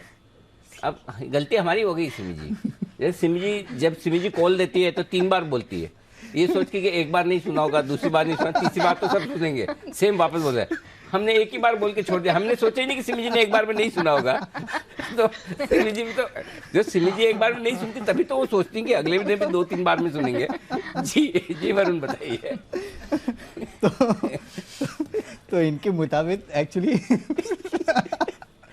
सिर्फ 20% जो अर्बन लोग हैं, यानी कि शहरी इलाकों में लेने वाले जो लोग हैं, केवल 20% ऐसे हैं जो 2 बार ब्रश करते हैं, बाकी लोग 2 बार ब्रश नहीं करते। तो उस तरह से आप सेल्स को बढ़ाएंगे। और सेल्स को बढ़ाना जो है वो काफ़ी कठिन होगा, ये इनका कहना है कि खपत को बढ़ाना है। इसके अलावा बिजनेस में कुछ ऐसे सेगमेंट है जिसमें आवश्यक निवेश के मामले जो है उसमें कोलगेट जो है इनकंसिस्टेंट रहा है, ये भी एक दिक्कत की बात है। और कमज़ोर एग्जीक्यूशन और हायर प्राइजेस के कारण कंपनी का प्रदर्शन जो है वो अनुमान से थोड़ा नीचे रहा है। आगे के लिए कि इन्होंने कोई भी गाइडेंस नहीं दिया है। अभी आप देखेंगे तो पिछले 5 सालों में सेल्स ग्रोथ 5% CAGR से केवल बढ़ी है, अर्निंग्स ग्रोथ केवल 10% के आसपास बढ़ी है। तो कहीं ना कहीं लोगों को इंतजार था कि क्या इससे ज़्यादा ग्रोथ होगी, लेकिन उसके ऊपर कोई इन्होंने टिप्पणी नहीं की। इनफैक्ट 4 फोकस एरिया इन्होंने बताया, जिसमें टूथपेस्ट की बिक्री को बढ़ाना है, जाहिर सी बात है वो तो इनको करना ही होगा। दूसरा इन्होंने किया है कि साइंस बेस्ड इनोवेशन जो है, प्रीमियमाइजेशन अक्रॉस पोर्टफोलियो लेके आएंगे। पर्सनल केयर सेगमेंट यानी कि जो पामोलिव का सेगमेंट है उस पर ज़्यादा फोकस करने की कोशिश करेंगे, उसको बढ़ाने की कोशिश करेंगे। और एंड टू एंड डिजिटाइजेशन जो है उस पर फोकस करने वाला है। इसके लिए आपने देखा ब्रोकरेज हाउसेस ने भी यहाँ अपने टारगेट में कोई भी बदलाव नहीं किया है। JP मॉर्गन हो, जेफरीज हो, नमूरा हो, सिटी हो, सब ने अपने टारगेट जो है जस के तस रखे हैं। इनफैक्ट सिटी तो सबसे कम टारगेट दे रहा है, बिकवाली की सलाह दे रहा है और 1450 के टारगेट दे रहा है। तो एक जो उम्मीद बनी थी कि इन्वेस्टर डे या एनालिस्ट डे में कुछ बड़ा निकल के आएगा क्योंकि नई MD और CEO आई है, लेकिन ऐसा कुछ नहीं आया और सबसे बड़ी निराशा जो है वो यही थी। ओके, और यही कारण है आई थिंक जिसकी वजह से हम देख रहे हैं दिन के निचले स्तर पर कोलगेट है। क्विक चेक ले लेते हैं। सचिन जी, कोलगेट क्या सलाह होगी इस समय? नेहा जी, यहाँ पर क्लियरली एक ब्रेकआउट हुआ था कुछ दिन पहले, लगभग अराउंड 1660 लेवल के आसपास, एंड जिस तरीके से पैटर्न टारगेट था वो अचीव नहीं हुआ। इनफैक्ट बीच में से इसने वापस रिवर्स दिया, तो क्लियरली एक पैटर्न फेलियर है। बट इमीडिएट बेसिस पे मुझे लग रहा है अपने 200 डे एक्सपोनेंशियल मूविंग एवरेज को अच्छी तरह रिस्पेक्ट दे रहा है। सो 1560 से 1580 आई थिंक इसी पर्टिकुलर रेंज में कहीं जाकर ये जो गिरावट नजर आई है आज के सत्र में, ये थम जानी चाहिए। एंड वापस जो इसकी एक ऑस्किलेशन मोड था लगभग पिछले 1.5 महीने से, मुझे लग रहा है वो पर्टिकुलर मोड वापस रिवाइव होगा। सो 1680 से लेके 1580 आई थिंक इसी पर्टिकुलर रेंज में और कुछ हफ्ते निकाल सकता है। कुणाल जी, सर आप एक बार इक्विटास होल्डिंग्स इसका चार्ट देखेंगे। खबर आ रही है 3.25% इक्विटी के सौदे यहां पर हुए हैं इक्विटास होल्डिंग्स। देखिए नेहा, इस स्टॉक में एक हमने तेजी बनते हुए देखी और उसके बाद आज भी इंट्राडे में बड़ा अच्छा एक मूव आया, उसके बाद स्टॉक नीचे आकर के अब ट्रेड कर रहा है। तो मेरी राय में जिनके पास पोजीशन है फिलहाल बने रहें, एक स्टॉप लॉस रख लें 120 रुपए के नीचे। अगर स्टॉक फिसलता है तो ये जो करंट मूव है ये फिसल आउट हो जाएगा और 120 के नीचे निकल जाने की मेरी सलाह रहेगी, अन्यथा बने रहें। और हो सकता है कि स्टॉक कुछ समय के लिए कंसोलिडेट करे और फिर दोबारा ऊपर के और कूच करे, तो आप 120 के नीचे स्टॉप लॉस रखकर होल्ड करें। 120 के नीचे स्टॉप लॉस रख के होल्ड करने की सलाह है। और अब आशीष हमारे साथ जुड़ चुके हैं, वक्त हुआ है बैन से बेनिफिट का।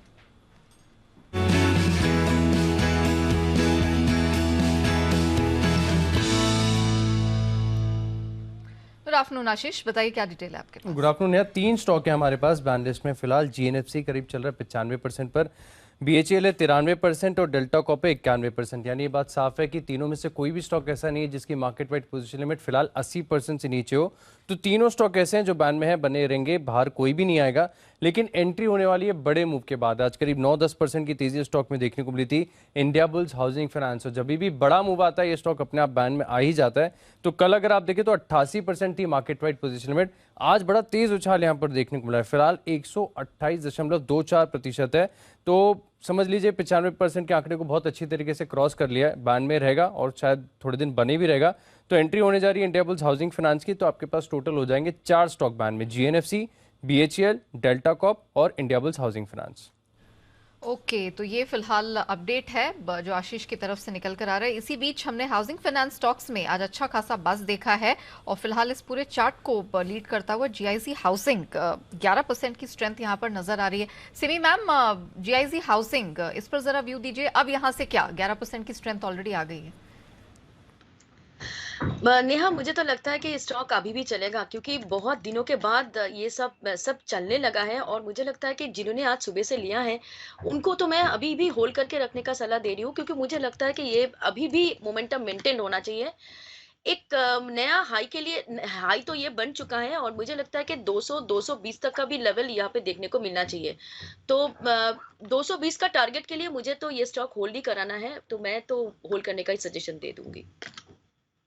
तो जीआईसी हाउसिंग होल्ड करने की सलाह। सिर्फ यही नहीं, हमने देखा पीएनबी हाउसिंग, इनफैक्ट अभी आशीष ने आईबी हाउसिंग का भी जिक्र किया था। अब किरण सर, एक बार आईबी हाउसिंग फाइनेंसर इस पे व्यू देंगे। 144-145 के पास है, 5% की स्ट्रेंथ यहाँ पर भी दिखाई दे रही है। इंडिया बुल्स हाउसिंग फाइनेंस की बात कर रहे हैं? जी सर, बिल्कुल बिल्कुल। ऊपर से थोड़ा सा बिकवाली हावी होती नजर आ रही है। अभी थोड़ी देर पहले वरुण जी आए थे, उन्होंने कहा कि बैन में आ सकता है, तो उसके चलते मुझे थोड़ी सी वापस एक बार प्रॉफिट बुकिंग देखने को मिल रही है, ऐसा लग रहा है। तो मुझे लगता है वापस एक बार ये 140 के आसपास के लेवल्स में सेटल हो जाना चाहिए। ऊपर में 150 एक बहुत बड़ा बैरियर है, उसके ऊपर जाने की प्रोबेबिलिटी बहुत ही कम है। और नेहा जी, मेरे लिए एक बिगुल प्लीज। ओके, तो किरण जी के लिए एक बिगुल।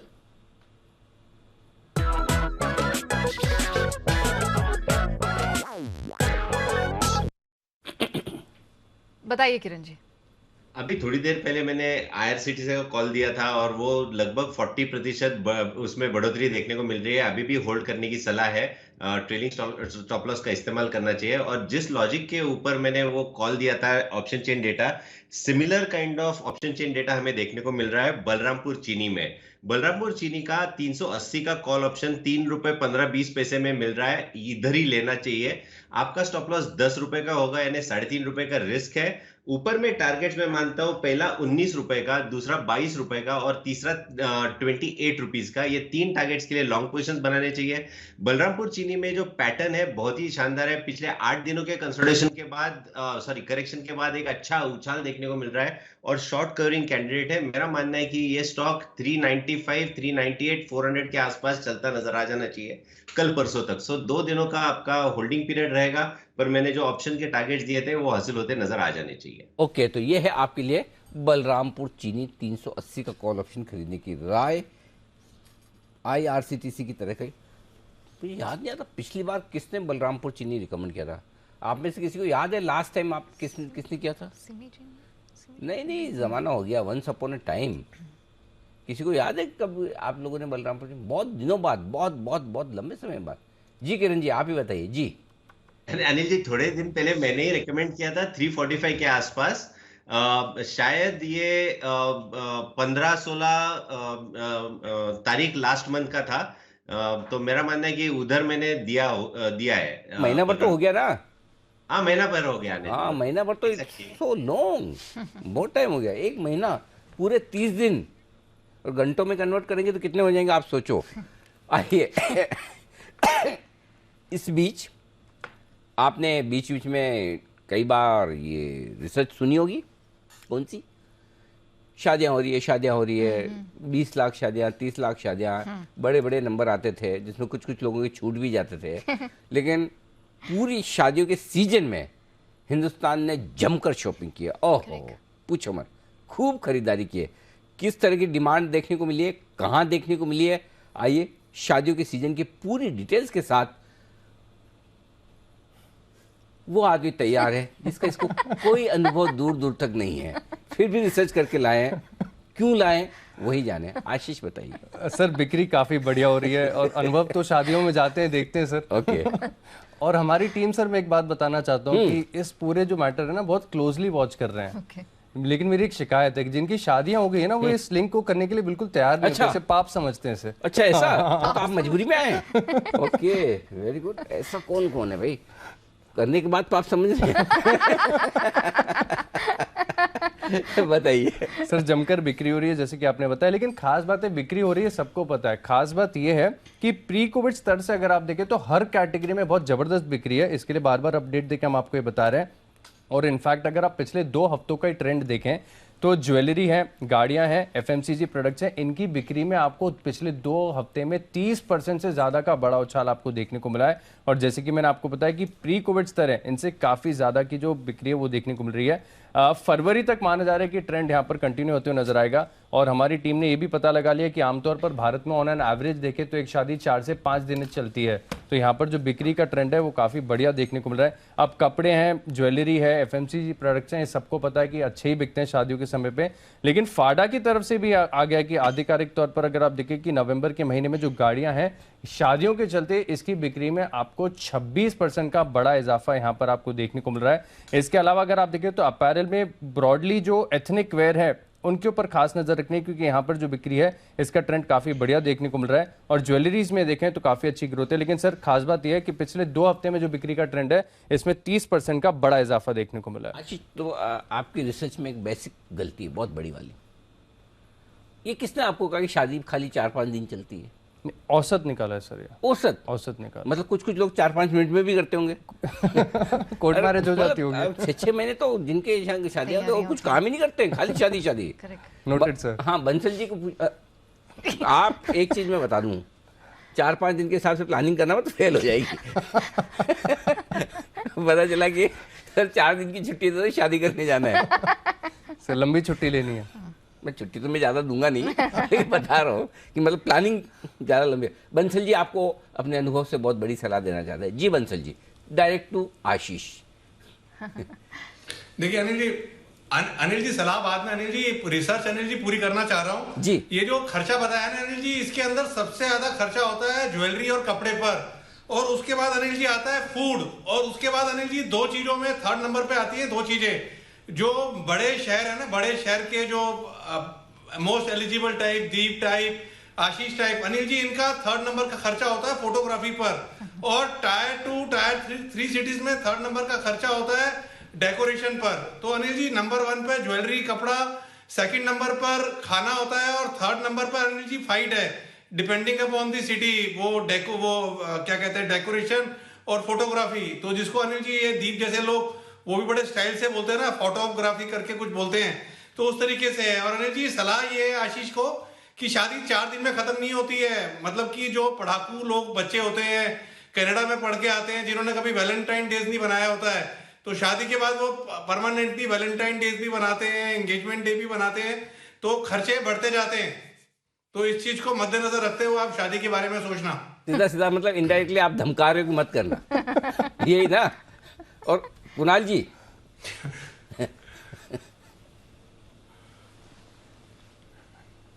अनिल जी देखिए, इसमें एक भूल सुधार करनी चाहिए। अनिल जी अभी क्या आशीष भूल ने कहा सुधार कि कैसे करें? शादी हो गई, अब चार कैसे दिन चलती है। सुधारे? अनिल जी शादी नहीं, शादी का शादी समारोह होने के 4 बाद दिन कैसे चलता भूल है। सुधारे? अभी तो अनिल जी जब तक अरे कुणाल जी एक मिनट, शादी हो गई उसको भूल कैसे सुधारे? हम बताओ। चलती है अनिल जी, मेरे ख्याल से सुधारे कैसे? होने के बाद कैसे सुधारे? वही तो।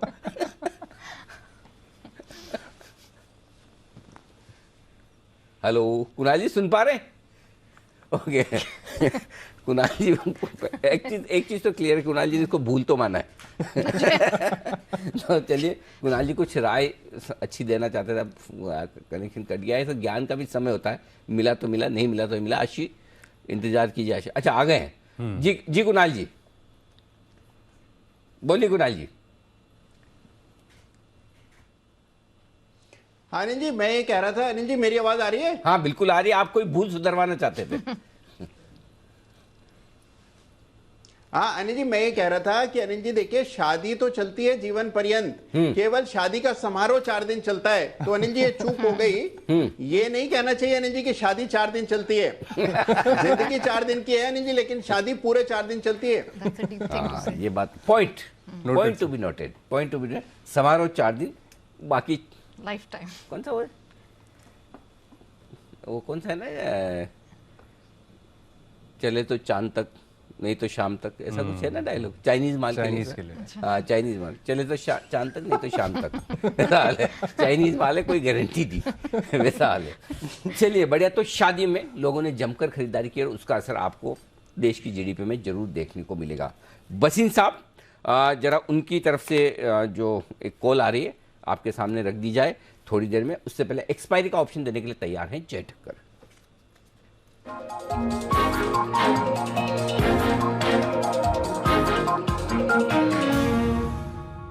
ओह माफ कीजिएगा, सुमित है इस वक्त फोन लाइन पर जो एक्सपायरी का ऑप्शन दे रहे हैं। सुमित जी स्वागत है आपका, बताएं सर। नमस्कार अनिल जी, गुड नमस्कार। आफ्टरनून। अनिल जी एक्सपायरी का ऑप्शन में अभी तक तेजी का व्यू ही बना हुआ है इंडेक्स के अंदर, तो बाय साइड का व्यू लेके ही फिलहाल काम करें। निफ्टी के अंदर 18,650 का कॉल 60-65 के बीच में अभी ट्रेड कर रहा है, इसको लेने का सलाह रहेगा। निफ्टी में 18,650 का कॉल यहाँ पे सीएमपी पे खरीदारी करें। 20 रुपए का इसके अंदर नीचे में स्टॉप लॉस लगाएं। ऊपर के अंदर 100 रुपए से लेके 120 रुपए तक के टारगेट निफ्टी के 18,650 के कॉल के अंदर देखने को मिल सकते हैं। नीचे में 18,600 का सपोर्ट है, जब तक ये टूटेगा नहीं तब तक बायस पॉजिटिव ही है निफ्टी के अंदर। 18,650 वाला कॉल ऑप्शन कल की एक्सपायरी का खरीदारी करने की राय सुमित जी की तरफ से। खरीदें 60 से 65 के बीच में, स्टॉप लॉस लगाएं 20 का, टारगेट 100 से 120 के। जी चलिए सर, 3-20 की स्ट्रैटेजी Yes, का ready. वक्त हो गया है। तो चलिए 3-20 की स्ट्रैटेजी की सर की शुरुआत करते हैं।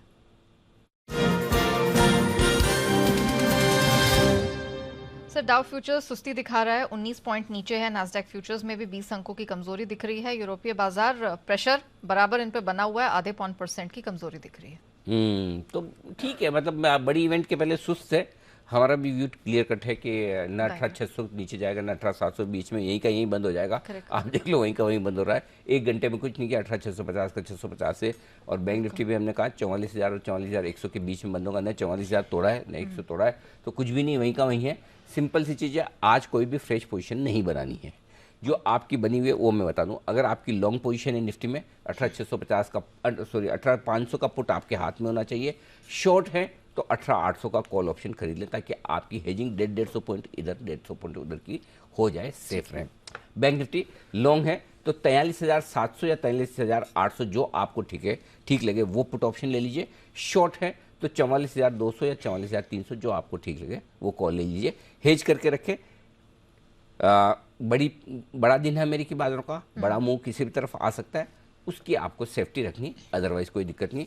लॉन्ग पोजीशन शॉर्ट पोजीशन जितनी कम रखेंगे उतना बढ़िया है, ताकि कल फ्रेश नई पोजीशन बनाने की आपके पास जगह रहे। ओके चलिए, इसी बीच ऑटो स्पेस जवाब बसीन साहब का ले लें एक बार पिक। हाँ बिल्कुल सर, प्लीज। बिल्कुल, तो बसीन साहब की तरफ से एक बेहतरीन कॉल आ रही है, बिल्कुल बजा दें।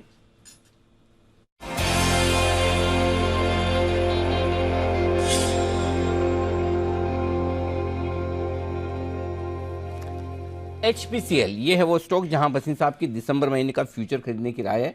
उनका कहना है 244 रुपए के आसपास ये फ्यूचर खरीदिए। 236 रुपये 50 पैसे का आपका स्टॉप लॉस होगा और 254 के टारगेट के लिए आपको खरीदारी करनी है। तो ये है वो ऑप्शन जहां पर खरीदारी करने की राय आपके लिए आती हुई उनकी तरफ से। ओके, तो ये आपके लिए। और इस बीच नितिन जी ने भी अपना अपडेट भेजा है। 107 पे जो उन्होंने कॉल ऑप्शन खरीदने की राय दी थी 18,600 वाला, 118 तक पहुंचा है, अब 93 के आसपास है। और उनका ये कहना है कि जो भी हो आज आपको एग्जिट करना है, कल के लिए कैरी नहीं करना है, ये ध्यान में रखें।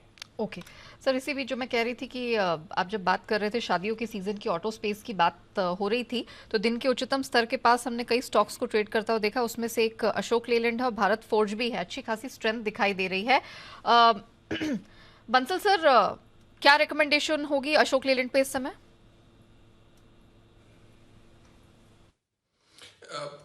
नेहा, काफी बढ़िया चार्ट लग रहा है अशोक लेलैंड का, और एक clear cut case of bear trap लगता है। काफी मंदी यहाँ पर की गई है और एक क्लियर कट रिवर्सल दिख रहा है।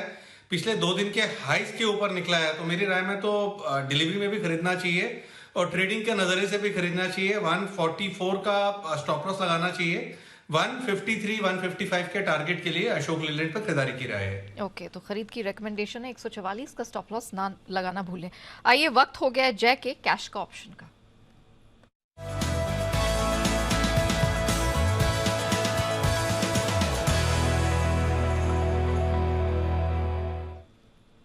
जय, बताइए।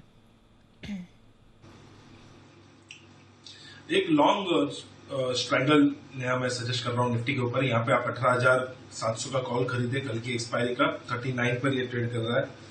एंड 18,600 का पुट ऑप्शन खरीदे जो 34 रुपए 50 पैसे पे ट्रेड कर रहा है। सो 73.5 का आपका आउटफ्लो होगा। यहाँ पे आपको नया स्टार्टिंग के 1 घंटे के लिए जो मैं स्टॉप लॉस सजेस्ट कर रहा हूँ, दैट वुड बी एट 21। सो 21 रुपए का एक स्टॉप लॉस लगा है यहाँ पे। 73.5 का आपका कॉस्टिंग है। आउटफ्लो एज ऑफ नाउ 52 रुपए का आपका स्टॉप लॉस रहेगा करीब करीब। एंड 18,700 725 के ऊपर जाता है, then is going towards 18,800 and 18,600 break होता है, देन मे बी एक्सपायरी के दिन आपको थोड़ा बहुत वहां पे प्रॉफिट बुकिंग थोड़ा ज्यादा देखने मिले। फिर भी 550 550 के आसपास सपोर्ट है, बट वहां तक बाद में फिसल जाएगा। तो इसका कंबाइंड टारगेट जो फर्स्ट निकल कर आ रहा है नया, that is 125 and second target would be 144। सो 125 144 ये 2 टारगेट्स के लिए आप ये लॉन्ग स्ट्रैंगल इनिशिएट करिए इस लेवल्स पर। मेरा ध्यान तो पॉजिटिव ही है। बैंक निफ्टी में हमने ऑलरेडी एक बाय रिकमेंडेशन दिया है, अभी वो भी ओपन है। 44,000 का कॉल ऑप्शन मैंने मॉर्निंग था, और अभी आप देखिए कि रफली अराउंड 44,000 के आसपास ही बैंक निफ्टी ट्रेड कर रहा है। So that is positive. But then Nifty पर मुझे ऐसा लग रहा है कि अगर स्ट्रैटेजी कैसे बनानी है, keeping in mind the expiry, तो ये स्ट्रैटेजी हो सकती है। ओके, तो ये रिकमेंडेशन जय की तरफ से आती हुई अभी आपकी स्क्रीन्स पर भी फ्लैश होगी। और यहाँ पर अच्छी खासी स्ट्रेंथ है। बैंक निफ्टी को भी लेकर उन्होंने एक बुलिश व्यू ही दिया है, और गोइंग फॉरवर्ड यहाँ पर भी निफ्टी के स्पेस में भी उनको किसी तरह की भी शक-शुबा नहीं है। स्ट्रेंथ यहाँ पर बनती हुई उनको दिखाई दे रही है। इसी बीच मेटल स्पेस पर एक बार जरा फोकस कर लेते हैं, क्योंकि यहाँ पर वैसे भी हम स्ट्रेंथ देख रहे थे, लेकिन हिंदुस्तान कॉपर इस समय 3% की स्ट्रेंथ यहाँ पर दिखाई दे रही है, दिन के उच्चतम स्तर के पास है। सचित सर, आपकी कोई रिकमेंडेशन इस समय हिंदुस्तान कॉपर पे?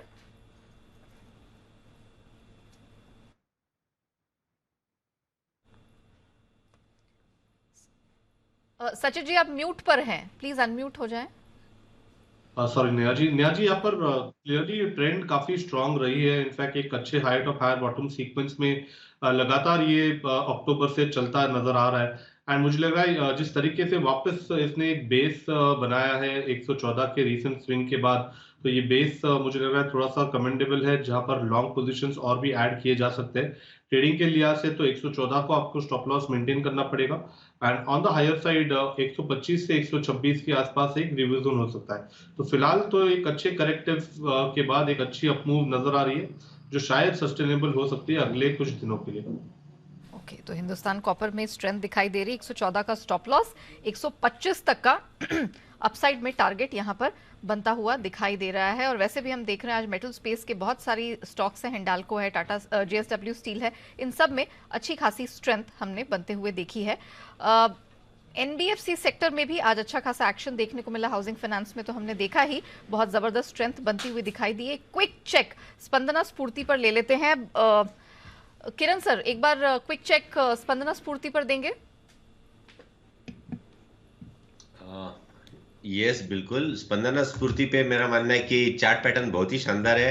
पिछले 4-5 दिनों से एक बहुत अच्छे अपमूव हमने देखी है और एक ट्रायंगुलर पैटर्न का ब्रेकआउट देखने को मिल रहा है।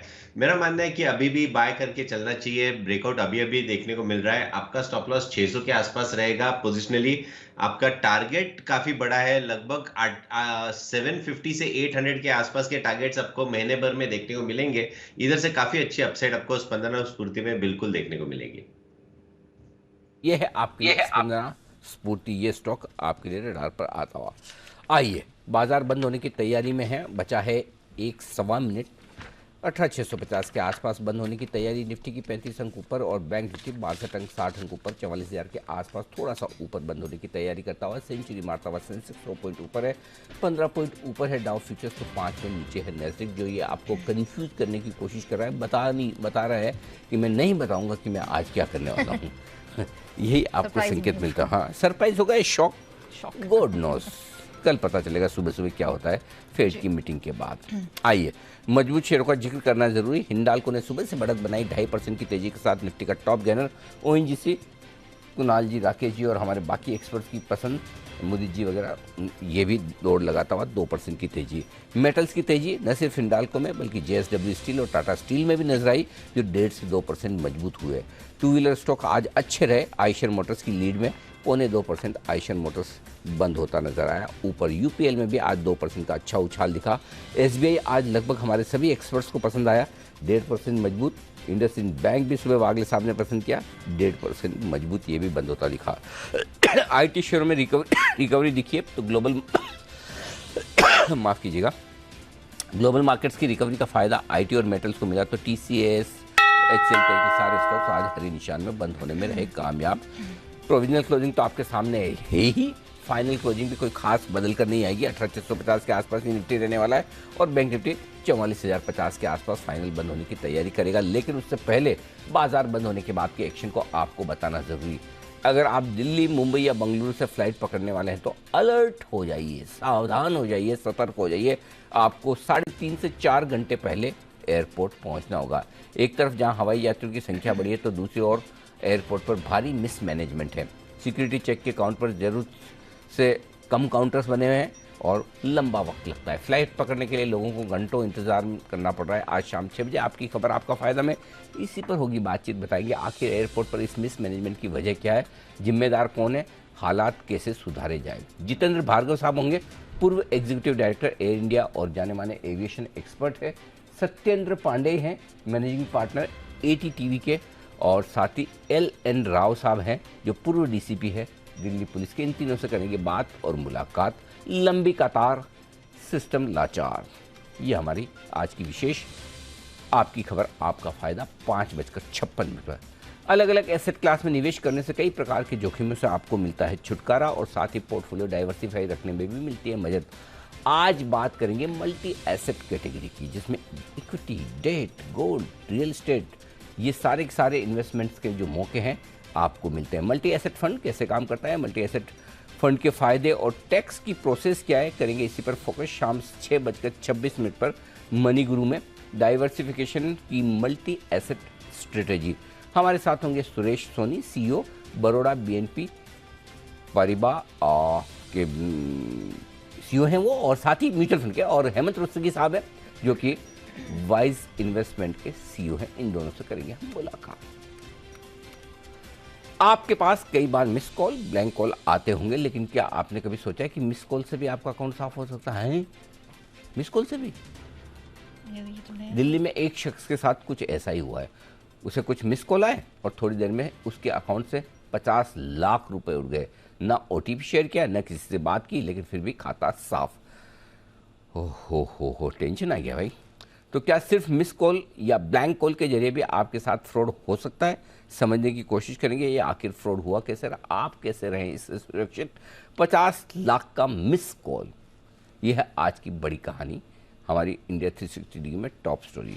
इन्फोसिस के 40 साल पूरे हुए, जर्नी कैसी रही, निवेशकों को कितना बम्पर रिटर्न दिया, एक खास रिपोर्ट मिलेगी आपको आज शाम। इन्फोसिस बम्पर रिटर्न के 40 साल, तो यह है आज का विशेष कार्यक्रम। मिस कॉल के जरिए 50 लाख साफ। जिन के पास 50 लाख रुपए हैं हमारे पैनल पे, आप सबके पास होंगे, नहीं है तो आज नहीं तो कल होंगे। आप बोलोगे नहीं है तो मैं तो खैर मानने वाला नहीं हूँ, सबके पास होंगे। हाँ, बैंक अकाउंट में होना हो कहीं और होंगे, तो ध्यान रहे, सावधान रहे। शो जरूर देखें, रात 8 बजे हमारा फ्लैगशिप शो इंडिया 360 डिग्री। विदा लेने का वक्त है। सिमी जी, कुणाल जी, राकेश जी और साथ ही साथ किरण जी का बहुत बहुत धन्यवाद। जय ठक्कर साहब, सचिन जी और श्री मदान सर का भी बहुत बहुत शुक्रिया हमारा साथ देने के लिए। निफ्टी बंद हुआ है 18,660 पर, 52 अंक ऊपर, 44,050 पर। जैसा कि हमने कहा, बैंक निफ्टी वहीं जाकर बंद हुआ 102 पॉइंट ऊपर और 144 पॉइंट की तेजी के साथ सेंसेक्स ने बनाया नया रिकॉर्ड। बैंक निफ्टी आज फिर से नए रिकॉर्ड पर बंद होता हुआ दिखा है। मुझे और नेहा को दीजिए इजाजत। मृत्युंजय हमारे साथ तैयार है। मृत्युंजय की चांदी ही चांदी है, ऐसा हमने सुना। मृत्युंजय सही है? बिल्कुल सर, 8 महीने में सबसे महंगी हो गई है चांदी। वाह, 69,000 के ऊपर तो कल भाव चला ही गया था। और कल गोल्ड में भी बड़ी तेजी आई, 55,000 के ऊपर गया गोल्ड। 9 महीने में सबसे महंगा हो गया है सोना। लेकिन आज थोड़ा सा मार्केट रुका हुआ है, तो क्या ये जो अभी मार्केट में थोड़ी स्थिरता दिख रही है, इसी लेवल पे मार्केट रहेगा, नीचे आएगा? क्योंकि आज फेड का फैसला भी आना है। तो ओवरऑल शाम के कारोबार में बाजार में एक्शन होगा क्या, इस पर बात ब्रेक के बाद कमोडिटी सुपरफास्ट में।